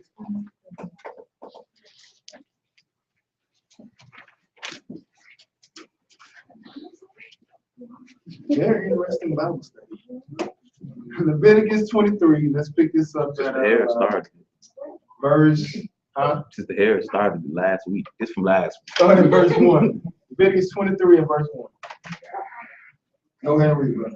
And the Lord spake unto Moses, saying, speaking to the children of Israel, and say unto them, concerning the feast of the Lord, which ye shall proclaim to be holy convocations, even these are my feasts. All right, so the Lord is speaking to the children of Israel here, right? All right, we're in Leviticus. Now, when you get down over to Leviticus chapter 26, it tell you how the Lord gonna scatter Israel in the worldwide captivity, right? And at the end, he gonna bring them back. So the Lord, you know, like the brother did the class today, the title was declaring the end from the beginning. So the Lord knew we was gonna go into captivity way before we became. So this would still have, you know, be pertain to us today. All right, but look what he started out with. We started with the feast of the Lord. Let's look at the first one, verse 3. 6 days shall work be done, but the seventh day is the Sabbath of rest. Right, so no matter where you go around the world, you got 6 days inside of a week. All right, so it says 6 days shall work be done, but the seventh is the Sabbath. 7 days is the Sabbath of rest, the holy convocation. You what? Ye shall do no work therein. It is the Sabbath of the Lord. And all your dwellings. So it's the Sabbath of the Lord and all your dwellings. Not, you know, not just Israel and all their houses, but even now today it's still good for us now. And all our dwellings, we don't just dwell here, we dwell everywhere. Wherever we at, the Sabbath is good. Sabbath day is good for all of us. You know what I'm saying? So it's not gonna be no different. It's still gonna be based on one, the first, second, third, fourth, fifth day, sixth day, seventh day being the seventh day of the week. No matter where you go. It's like Josh is in what, London? He's still London? Man, Joshua. He back. Joshua When he was in London, I remember he was on a feast with us, but I'm like, yeah. We are. Go ahead. Yeah, London zero. What's the pagan holiday? What's the pagan holiday? Or the meaning of pagan? Okay, the meaning. The meaning of pagan, when you look at pagan, is just a heathen custom. Okay, so right now, we'll just say you from Tennessee, all right? But you here in Georgia, right? You just got some every year. You get together like with everybody that's from Tennessee. Is that a pagan holiday? I get together with everybody from Tennessee. I'm just saying you here in Georgia. But I'm just saying. He's talking about custom. I'm just saying, just like saying you just a heathen custom. We talking about who is it a heathen to? Like who? Like heathen being someone that the Lord don't know. The Lord ain't got nothing to do with y'all custom. The Lord ain't in this, but they trying to make themselves a part of the Lord. But so like if I just want to hook up with my homeboy from Tennessee every year, that ain't, as long as we ain't tied the Lord to it. I'm just saying it ain't no nationwide thing. I'm just saying that just you know somebody know you from Tennessee. They have family reunion. Yeah, and then that's like you 10 and 9 like 100 of y'all now. But it ain't saying it fall on every day that month, but y'all just have it. Even custom take place when you start serving up to God. So you and your friends from Tennessee, if y'all getting together and saying we doing this for the Lord, and the Lord don't have no say so, that's pagan. But if you doing it just so y'all can just get together, oh hey fam, how you doing? Yeah, that's something different. Like a reunion. Right, yeah, that's fine. The Lord name on it, that's a pagan holiday. Like Christmas. Okay. Yeah. Okay. I just want to the way it's I can't take that. Oh, here. Oh, no, they just been thinking I can't say that. Yeah, so but it's not. It ain't got nothing to do with the Lord. It's not really. We can't say if you want to tie the Lord to it. Like for instance, you want to be thankful. Not like Thanksgiving. That's based on wickedness, right? It is. But like for instance, Purim. That's in the Bible. That's in Esther when they got when they get killed around, Israel supposed to got killed in the book of Esther, but they didn't. So they took the time to celebrate, and they made it a traditional custom that Israel do this every year. You know what I'm saying? So the Lord didn't say, okay, well y'all want to use this to go and start worshiping other gods. They got a problem with it. No, the problem came. Oh, okay. You saying if they was like worshiping it like it was a god or something, and you saying like okay, Exodus 32, we making something into something, but we okay. Like Exodus 32, when they came out of Egypt, and Moses went up on the mount for 40 days. They told Aaron, they was like, man, make us a god, man. Yeah, right, So right. he grabbed all his jewelry all the jewelry and he made him a golden calf. So they started worshiping. Now this don't piss off the Lord. Oh, okay. You see what I'm saying? Because you got like an idol, so you Yeah, right. and all Now that. even now today they may have these different idols in their mind. Like when you get to Christmas, they got idols in their mind. Okay, well then, Thanksgiving, they got idols in their mind. what I does think Josie was asking about that. Thanksgiving a pagan holiday? It's based on paganism. What is? It's Thanksgiving based on paganism. Christmas It's like based on borderline. paganism. It ain't got nothing to do with- It's not really like, Well, when you really, it really is a pagan holiday. Because when you really like get into the understanding of what Thanksgiving really originated on, they really was trying to do it to replace Feast of Tabernacles, the harvest and all that type of stuff. See, that's why the Bible tells you the Gentiles sacrifice the devil. Now, we're not just talking about the nation, we talking about the people as a whole. So when they was dealing with Thanksgiving, who celebrates the Feast of Tabernacles or the end gathering toward the end of the year? That's talking about the harvest. Why you think you got the corn, you got all this different type of stuff around the time of Thanksgiving? Because they really talking about the harvest. And they used to call it the Feast of Harvest. They call it something like that. Yeah, that's good. Yeah. So it's really it's based on paganism. You understand? So, but you know what we really deal with now today. Yo, Rita looking kind of sad next to you right now. Like you really spoiling his plan for her. But that's what people have to actually. You gotta take you gotta go look a little deeper.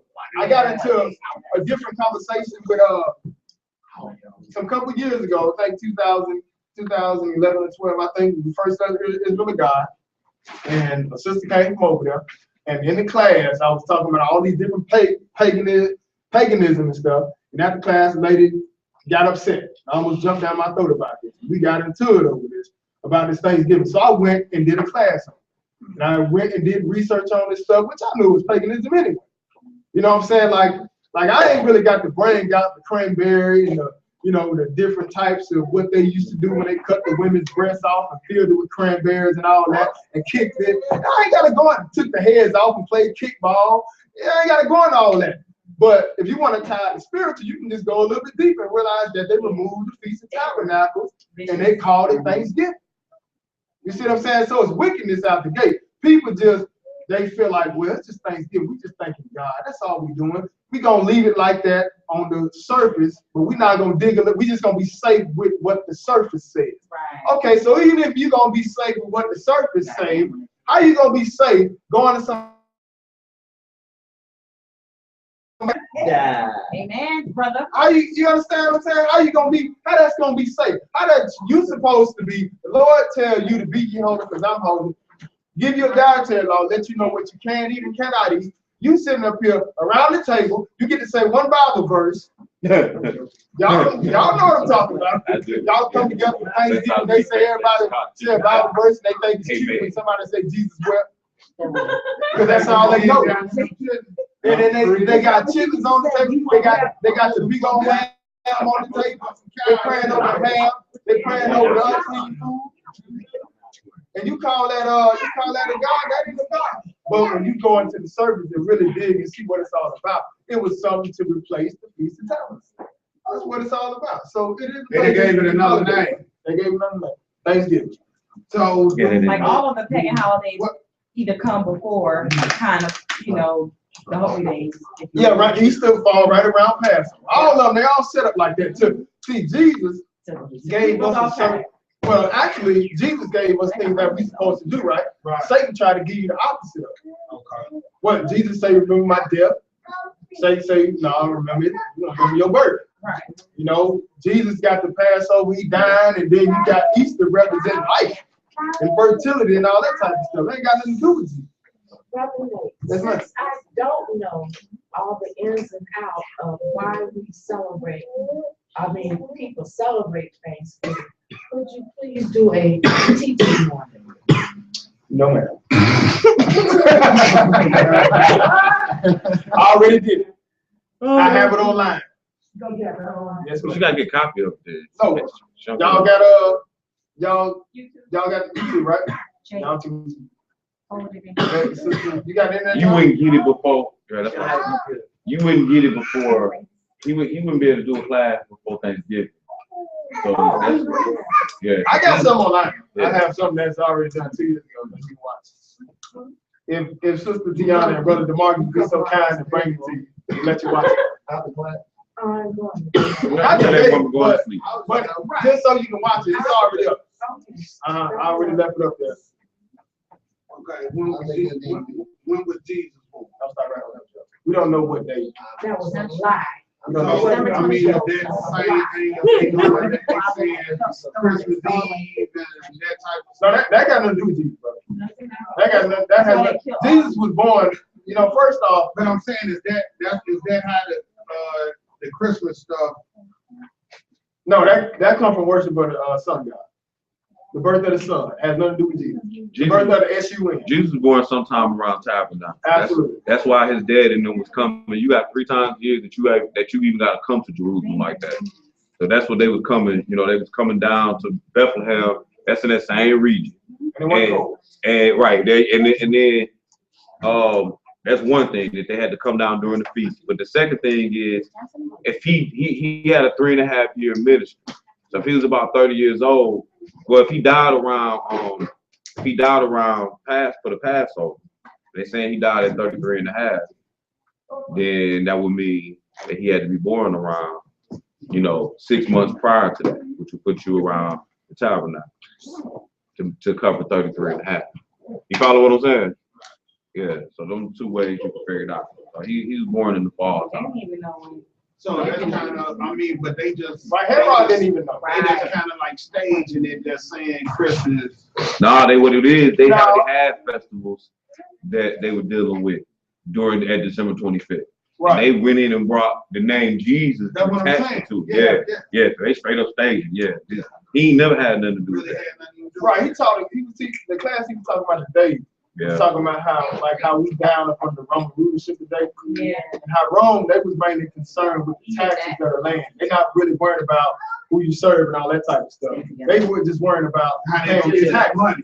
So what they did was, instead of them removing your gods, they let you keep your gods and all that fake stuff. They just put Jesus on it. You know what I'm saying? So they was already worshiping the sun god around December 18th through the 23rd anyway, because this is around the time of the winter solstice. So like for instance, we was trying to look at, I think last year, the year before last, we was trying to watch how the sun actually may come out a little bit longer around December 18th, 19th. Like it's getting dark super early now, but not too much longer. After the 25th or around the 18th, 19th, you will see the sun staying out a little bit longer. But that's really what it was boiling down to. They was worshiping the sun because they thought they weren't going to see the sun no more. So when they started staying out longer, they started worshiping the sun. So it goes back to Babylon anyway. They just put Jesus on. They told you, right. They told you it had something to do with Christ, but it ain't got nothing to do with Jesus at all. It got something to do with worshiping the sun god. It's like sun worship, sun day, and all that type of stuff. So that's all pagan. In Kings, going back to somebody said the comment, they always making a feast around our feast days. The king of Israel did that with the Day of Atonement. The Lord had already established the Day of Atonement, and then the king of Israel was like, well, I don't want y'all going up to Judah to keep the days of atonement. So he just went and made his own feast day. You know what I'm saying? Which this king was noted to being a wicked king. You know what I'm saying? So, back to what somebody was saying, I don't remember. Probably all she was saying how they do the. Yeah, like basically that's how they always got one to play alongside. And this has been long ago, and it's just wrong. Yeah. And like to play the better safe than sorry rule, and the Lord give you feast days, enjoy them. That's right. You know what I'm saying? Like to play, and that don't mean I can't hook up with Nate on 4th of July. Or if I can't hook up with, I can hook up with this brother any day I want to hook up with. Yeah. So if it's the 4th of July, okay, we can hook up. And we grilled. What day was that we grilled last? That wasn't for nothing, was it? We just grilled away.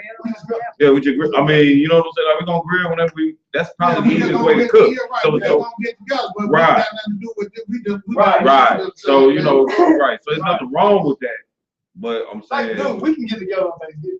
Right. Yeah. They ain't got nothing like, that's y'all God. Yeah, but y'all want to give everybody else? Okay. Hey, we ain't got to work. Let's just what y'all doing? Yeah, what y'all doing? Oh, okay. I'll see y'all at. But we ain't finna come together and pray like Thanksgiving and turkey and all. We probably have turkey. But we got an example. Let's go look at this Acts chapter 12.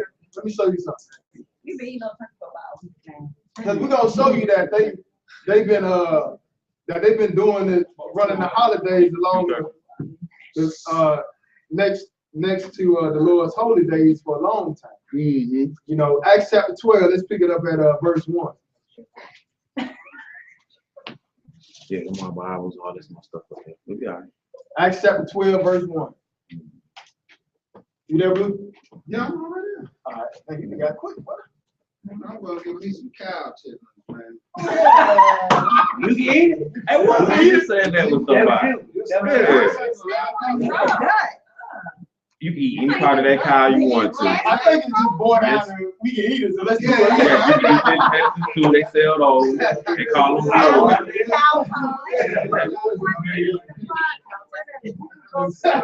we came to boo. I don't know. Acts chapter 12. All right, go ahead, bro. Now about that time, Herod the king scratched forth. Where's that again? No, scratch, sorry. Stress for the He's scratching. Like when I got in the car, Michael gonna scratch my face. How about that time, Herod the king stretched forth his hands to vex certain of the church. Okay, so at this point, you know, King Herod killed his servants. Go ahead. And he killed James, the brother of John. This is the same James that him and his brother asked the Lord, you know, give us of your cup to drink. The Lord said, can you drink of the cup? And they said, yeah, we can drink of your cup. Then I think this is it right here where they actually get killed by mistake. Somewhere in Matthew, when they were saying, give us your kingdom or something, he was like, anyway. But anyway, it said he killed James, the brother of John, with the sword. And because what? Verse 3. He saw it. Well, and because he saw it pleased, didn't you say Jews? He said 12. He proceeded further to take Peter also. Okay, 12 and 3. So it says, now we still talking about Herod. It says, and because he saw it pleased the Jews, he proceeded further to take Peter also. Now, some people say this is a misprint once we get to this word, but let's just see what the book is saying. It says, because a lot of people like to say, well, he's saying in the Bible and he's this a mistake, and you know, but I can't figure out how it's a mistake for this. Because notice what it's going to say. It says, because he saw it please the Jews, he proceeded further to take Peter also. Then with what? The days of unleavened bread. Okay, wait a minute. So unleavened bread was already, Passover already gone. Passover is already taking place. We are in the days of unleavened bread now. So notice what he said. He said, because he saw it pleased the Jews, talking about King Herod, it pleased the Jews to kill off Israel, because he killed James, the brother of John, with the sword, which is disciple. He killed him with the sword, and the Jews was pleased with this. So since he saw it pleased the Jews, he made a decision that he was going to also kill Peter. So it says, because he saw it pleased the Jews, he proceeded further to take Peter also. Then were the days of unleavened bread. Go ahead and read verse 4. And when he had apprehended him. So he done apprehended Peter. Go ahead. Put him in prison. And delivered him. Put him in prison. So Peter in prison now during the days of unleavened bread, right? Go ahead. And delivered him to 4 fraternities of soldiers. To keep him. So now unleavened bread is already in existence. He's gonna keep him. Go ahead. Intending after Easter to bring him forth to the people. Right. So I don't know if he's talking about Passover. I don't know if he's talking about, I don't know if he's trying to change this, but we just saw Passover in Matthew. Mm-hmm. You know what I'm saying? So I don't know why they can't say Passover here, but what I understand, and I can't say it's golden, but what I understand is that they could have been keeping Easter just like we keep Passover and Feast of Unleavened Bread around the same time. Just showing that some of their days we lined up, their pagan holidays fall around the same time. Mm-hmm. Our holy days fall into existence.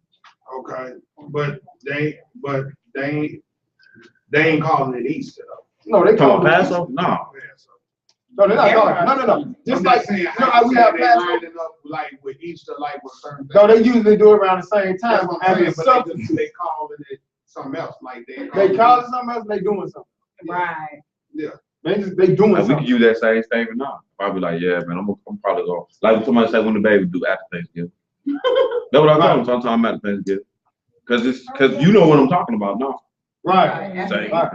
Same thing there. Like they knew when Easter was. Just like Christmas come around. When it's get around, and I'll be like, yeah, I'll probably be able to go sometime after Christmas at the end of the year.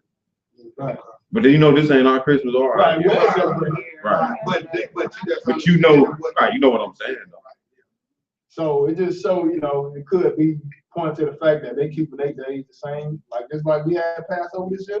What came like close after that? Around the time of Easter. They ran right in Easter. Sometimes it falls like almost the same time. So ain't nothing really changed with this scenario. Pagan rights absorbed by stroke of Easter, tactical for genius. instance. All right, any other questions?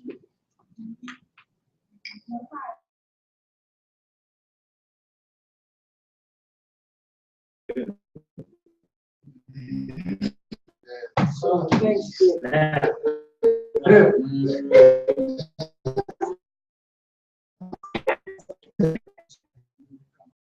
And but we didn't pray with them. He just want to eat. Yeah,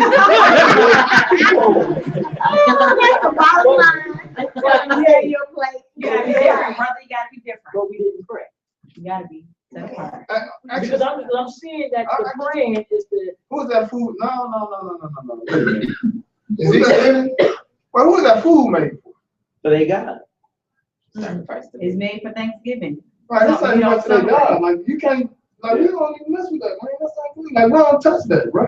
Then on top of that, just the cross contamination, period. Are you using the same? You know what I'm saying? But that's but then again, because see, let's go to what's that First Corinthians? Chapter 10. Mm-hmm. And before we close out, y'all, I apologize for the outburst on Brother DeMarcus earlier. Next time I say be quiet. So I do apologize for telling brother shut up. Let's just keep everything in order. When a teacher makes a statement, you know what I'm saying, as far as being quiet, we don't need no. I apologize to the class because, I could either exit the building without saying nothing, but I entertained it because I was mumbling stuff under my breath, what I do sometimes just to keep it going. So I apologize to the class as well. I thought did that because I was feeling a little uneasy. They was just acting, they was acting like they act like that house. That's what that was. They act like that all the time. That was just in front of no, that's Right. No, well, we just gotta set it down. And I don't care who it is. I don't care if it's my friend, I don't care if it's my enemy. If I'm sitting up here and I tell you to do something, it's gonna be what it is. And just like when Elijah came down here, that brother anointed me to die to do a job, and I'm gonna make sure the job is done. If you don't like it, I'd rather you leave, and we can talk later on. But like I said, I'll use a different choice of words next time. Be quiet, and if I can't get you to be quiet, then you're gonna have to get up. And then we'll call the elder later on and we'll talk about it. That's why we say everybody. I'm still talking. I'm sorry about that, brother. All right, so I just want to make that known. So I do apologize for telling brother shut up. Next time I say be quiet. So let's keep everything in order because we're not gonna stay this size forever. We got gonna have all type of people coming in. If anybody's supposed to be an example, is the brothers in here that's been especially at the house. That's been coming from Israel to God. You know what I'm saying? Being at the house, with Jediah, myself, Sister Donna, you was at the house with that brother. You been in Israel of God for a while. Brother Blue been at the house. DeMarcus been at the house. So it falls on us, Sister Malia, Sister Raquel, all of us being an example for the people that's coming. So it may not sound good. It may not feel right. Oh, he just pumped me or he just says, hey, still, if you don't like it, we'll deal with one another outside the class. But when you're in these positions, sitting up here for a reason, then the teacher is the one that controls the class. All right. So I love y'all. And I don't want y'all thinking I'm funny or nothing like that. But No homo. right. No homo. All right. So the moral of the story is do not let the sun go down on you. That's right. Absolutely. All right. Mm-hmm. All right. So Amen. We was dealing with, what was we dealing with? Oh, that. Going to just First Corinthians. Yeah. Not pray. 1 Corinthians, right? Let's go look at 1 Corinthians.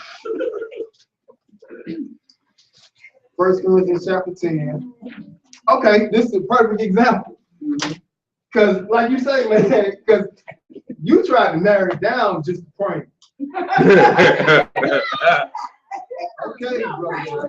You tried to narrow it down. Like praying is just a problem. If praying was just a problem, then we all be going.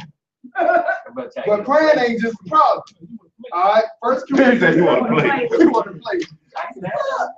Right, just look. We all can do something. You know what I'm saying? We all can get together. We don't gotta do that. We can do it righteously, and then we probably be throwing the word in there, then have the music playing, having a good time. But you know, just like, because it also tell you in Psalm 138 how good it is when the brethren dwell together. You see what I'm saying? But at the end of the day, we ain't got to worry about, you know, going off into sin and all that type of stuff, man. We came together, we dwell together. They gave us the day off. They do this what they do on the Thursday. We come together, we get together, hang out. We, you know, bounce around scriptures and all that type of stuff, and then go home and, you know, we got a free day off, or an extra day to chill. You know, but 1 Corinthians chapter 10, let's pick it up at verse 20. Go ahead and read, brother. But I say that the things which the Gentiles sacrifice, they sacrifice to devils, and not to God. I would not that ye should have fellowship with devils. Ye cannot drink the cup of the Lord, and the cup of devils. Ye cannot be partakers of the Lord's table, and of the table of devils. Okay, skip down to verse 27. If any of them that believe not bid you to a feast. Oh, so we talking about somebody who don't believe, right? If any of them believe not bid you to a feast, go ahead. And ye be disposed to go. Whatsoever is set before you, eat, asking no questions for conscience sake. Right, he's not talking about eating no pig. Okay?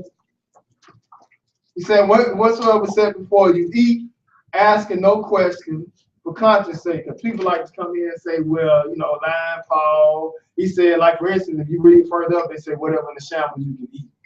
You know, but he's not talking about that, sisters and brothers. What we mainly talking about right here, you know, like, for instance, I go to somebody's house, they offer me something to eat, you know, okay, I'm gonna sit down and eat with you and stuff like that. But if we go off into, you know, hey, say nothing about this food is for other gods and all that type of stuff, you know, I ain't gonna trip on you. Like if I go to my in-laws' house, they cooking us a dinner, or they want to have us in town and they make us a dinner, we coming in town, you know, I ain't finna sit up and say, y'all making this food for other gods?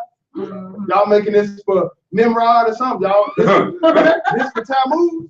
I'm gonna sit down and eat and chill. For the most part, they already know what food we eat and don't. Right. They already know that. They already know we ain't dealing with no pork, we ain't dealing with no catfish and all that nonsense. So they gonna respect our wishes out the gate. So when I get there, I ain't gotta add fuel to the fire and say, y'all not cooking this for Nimrod, are you? What about that sun god? What about that Buddha downstairs? You sure this ain't for him? You see what I'm saying? That's why he say, don't eat asking no, whatsoever is set before you, asking no question for conscience sake. In other words, don't trip on it. But here comes the stipulation right here. Verse 28, go ahead. But if any man say unto you. But if any man say unto you what? This is offered in sacrifices of idols. Oh, so if he's saying to you, we cook this for our sun god. In this case, we cook this for Thanksgiving. What Paul say? Eat not for his sake. For what? Eat not what? For his sake. That showed it. And for conscience sake. Go ahead. For the earth is the Lord's and the fullness thereof. Right. So at the end of the day, like he say, eat not. He said, this is offered in sacrifice to idol. Eat not for his sake that showed it. You know, because he watching you, he paying attention to you. You sit up there and take part in that. Even though we know the earth is the Lord and the fullness thereof, regardless of what you're doing, you sacrificing this, cooking this food for another God, it don't matter. Like the Lord is the one that run all this stuff. You know, but at the end of the day, at the same time, you done set up here and told these people you live a certain type of lifestyle. So now you're not gonna eat this based on them now, because you don't want them saying to you, well, how you gonna sit up and tell me y'all don't do this and do that? Remember you came to that Thanksgiving dinner? You was eating just like we were. You said, see, Paul checking you on this. See, this is why you don't want to put yourself in that situation. You understand? Right. All right. What's up, my brother? Okay, so let's use another scenario. Not talking about food. Let's talk about, let's just say my girl want to get some weed. Some weed. But she hair weed. Oh. But I remember watching a documentary, and I have clients that's Indian. They get their hair cut off, bald, and they sell it. But before it goes there, it gets sacrificed to the god. Yeah, I saw that. Yeah. So in actuality, what's happening? Because see, when they cut their hair, they're not cutting it. That's what I want to say. Right, so does it go together? Right, it don't. The earth is the Lord who pulls it up. So they God, they sacrifice. It don't matter. But the fact that they sacrifice to their God does what to you? This ain't voodoo. No. I'm Right, that's what it's saying. Right. So whether it's food or health, it all belongs to the Lord. We know it belongs to the true and living God. So okay, you don't sacrifice. So should they not get it? But you go to the store, which one sacrifice to what God? Like almost everything in the store. Matter of fact, even the gospel music that you listen to, before they send it out, what they do to it, they pray over that gospel music. You see what I'm saying? But we know it don't mean that. We know that we can praise and sing with understanding. Okay. You see what I'm saying? But all that stuff they buying hair off the store. I got you. Right, she just buying hair. She like whatever. On the flip side, though, if she was in India and she just watched them folks cut their hair, and she was right there, and then they sacrifice and they want to sell it to her, and the hair still can't hurt her, but for conscience sake, for those that's around, nah, man, I'm good. I don't need what's the difference between that and you know? Because remember, the earth is the Lord, and right. So it's not that the hair gonna hurt you; it's for conscience. Well, yeah, I understand. And you don't know which hair. It's not every hair. It's certain type of hair, and it's the real hair. A lot of these people have. Yeah, just get the fake synthetic hair. Right. So in other words, it just at the end of the day, but you see my question. Like the Lord says, it's gonna come to naught. It's void. Like all their gods gonna be destroyed. That's the main why he's saying it's the earth and the Lord. Everybody. Yeah, he ain't gonna like we know. It don't mean that. Like okay, you sacrificing to It's like that Christmas tree. You see what I'm saying? Like they bring the tree in their house, they bow down to the door, that type of stuff. We know that's you must vanity. Like that ain't real. Like you that dumb, you really don't do it. You see what I'm saying? That's not real. We know that the Lord, the true and living God, is going to control all this stuff. But you're not gonna bring no tree in your house. But we're not gonna bring a tree in our house. Yeah, I bring a tree in my house. If I want to bring a tree in my house, right? Yeah, I can bring a tree in my house. Right. Yeah, I got right. it. You're not bringing it in to sell it up. Right. Right. Right. Right. Right. I'm gonna bring that ever bring it there like that. So that means it's a sin to eat that food Thursday. Yeah. See, that was my thing. So don't gather with them. I think we just. Because the brother asked me that same question last night. Can I eat the leftovers? Well, And I told him, sacrifice the item. I'm not saying That's what he's saying. Right, that's what you're saying, right? I'm just saying Thanksgiving. Can he eat the leftovers? I think that's what he asked. Yeah, I don't even. I don't touch I'm just saying it's a sin. I don't touch it because the simple fact. Because the simple fact of what the scripture said. You know, it said that when they tell you that it's sacrifice life, eat not. So you know. Regardless of what it is. Okay, but what I'm saying, Thanksgiving, I mean, I don't know nobody that when you get over to the house, they just say, look here, man, you know, we'll sacrifice this for so and so. You know, come on down and eat. They don't say that for Christmas. That's where we'll eat that turkey, boy. Right, but I'm really saying, but that's still. And cranberry sauce. Ain't that still? They don't have to say it. They do it because it was passed down to them according to. Okay, so even if they not saying it, it is really they come from where it got passed down to what they saying Thanksgiving is. It's still that's where it's coming in as a pagan, no matter how they dressing it up. Right. They just don't take the liberty to go Some search, people take out but it's based in. That's where it's based from. That's like Halloween. I mean, Right. Christmas. People take out the Christ out of Christmas and call it Xmas. Right. It's still Christmas. But it's still Christmas. Right. You still do It's it. taking that. The winter dinner. The winter dinner. Winter dinner. You guys coming up for the winter? I feel like Johnston got caught up in the winter play last year. He thinking, you know, John comes to the word. Yeah. He said his law invite you to winter festival concert. He thinking it's just a winter festival concert, but you gotta know better than that. He get to the winter festival concert, they singing Christmas stuff. I throw jingle bells out there. Now you stuck. You ain't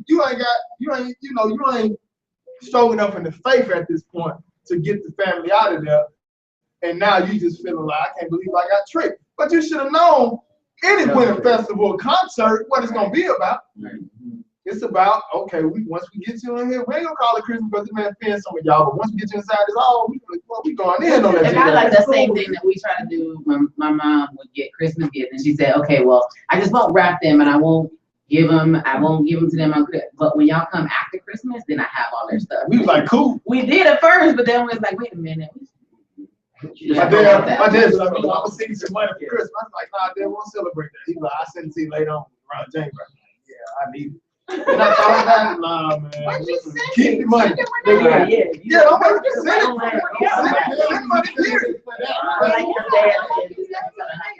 If you give me that money now, I give that money right now. Right. Just pay a bill. But you know, they took the Christmas out of the schools. They don't say Christmas party anymore. They say holiday party or end of the year party. I don't think they. Oh, that's a good question. Party. What about Good Friday sales? I mean, Black Friday or whatever. Black Friday sales. I want to get that Zito. We can't do Black Friday. I mean, Black Friday ain't got nothing to do with God. They say Good Friday doing that. Yeah, that's the day you get your DVD player for $5. You got the price. I'm going to get it. Y'all, hey. And they have a limited supply, so you're not the night before. By the way, the sun is going down. Walmart will have 50-inch screen TVs for $250. Right. That's it, sure.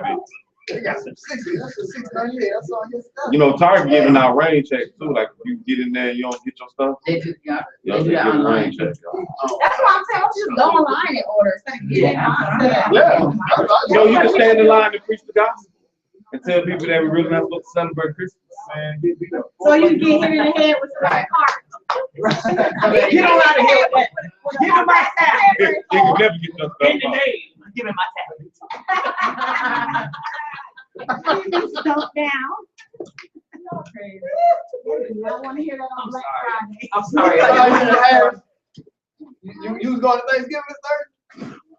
Oh man, Sister Harris wasn't going nowhere. Sister Harris is a soldier. Sister Harris was going to the crib to watch that Lions game. You was going to Thanksgiving? Lions game. I was going to Thanksgiving this weekend. Well, we was till he asked. He should have just waited down. He could have asked him next week.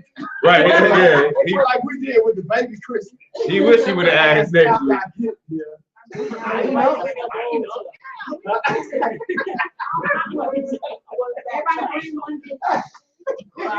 should have waited until New Year, after the New Year.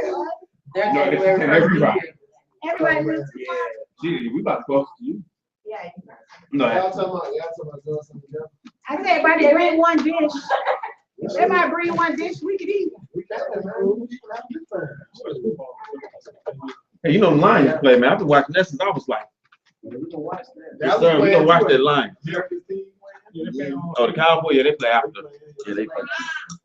You know, but no, we don't take part in that, man. Yeah, so go ahead and call it till you can't call. Man, look, y'all just come on out to the crib, man. We'll be there. You compromise, like you really are compromised. Just standing up there trying to pray over that food. Like you holding hands, touching in the green, man. Yeah. You know, What you praying over anyway? Then you take the kids want to go be around the family and hang out, and you snatch them up out of there when they finish praying. They got what you take money for? You gotta go into this, and then the whole thing is gonna be a problem. If I would just stay at home. See, Brother Chris, the guy that came. Oh, you weren't. Were you here last No, he wasn't here. Yeah, you met him. You met Brother the guy. Chris was here. Yeah, I was here. We was in the Word last night, so and he was like, "Well, let me ask you this." I was like, "So Thanksgiving, that's when my family come together. Like, I don't get to see some people." He said, "Yeah." He said, No, the brother Chris, the other, the one, the New Orleans. Right. Oh, okay. he asked, he said, well, so can I go? I want to go see my family. Mhm. Now, this is what I said.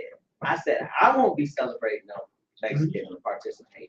But if you know that's the only time your family comes, I'll probably go say, hey, fam, what's up? Yeah, but you ain't gotta eat. And bounce, right. They gotta eat and party with them and all that. Cause that's like, You know, sometimes that's the only time you get to see family. Yeah. You know what I'm saying? So Yeah, they come down from New York, they coming from, you know, Russia. Eat before you They come. flying over here. Go see them. Yeah, before you go, first go see them, hang out, man, and leave. That ain't hurt nothing. Just, But hey, this just don't don't be sniff taking that part of potato that pie. food, man. Yeah, you get that food, man. That food is like He was like I say, you go there, like, for instance, if you ain't got the, you ain't never seen your family. Or you ain't had to see them, that's the only time you see them. Ain't nothing, that ain't wrong. You can't say that. That's not, but that was your telling you. She gonna realize you know what I'm saying? You're not gonna go there and say how you doing, but you like, let's sit there and watch football all day, drink beer or whatever. Or drink a soda. You're going to see them. I'm just saying.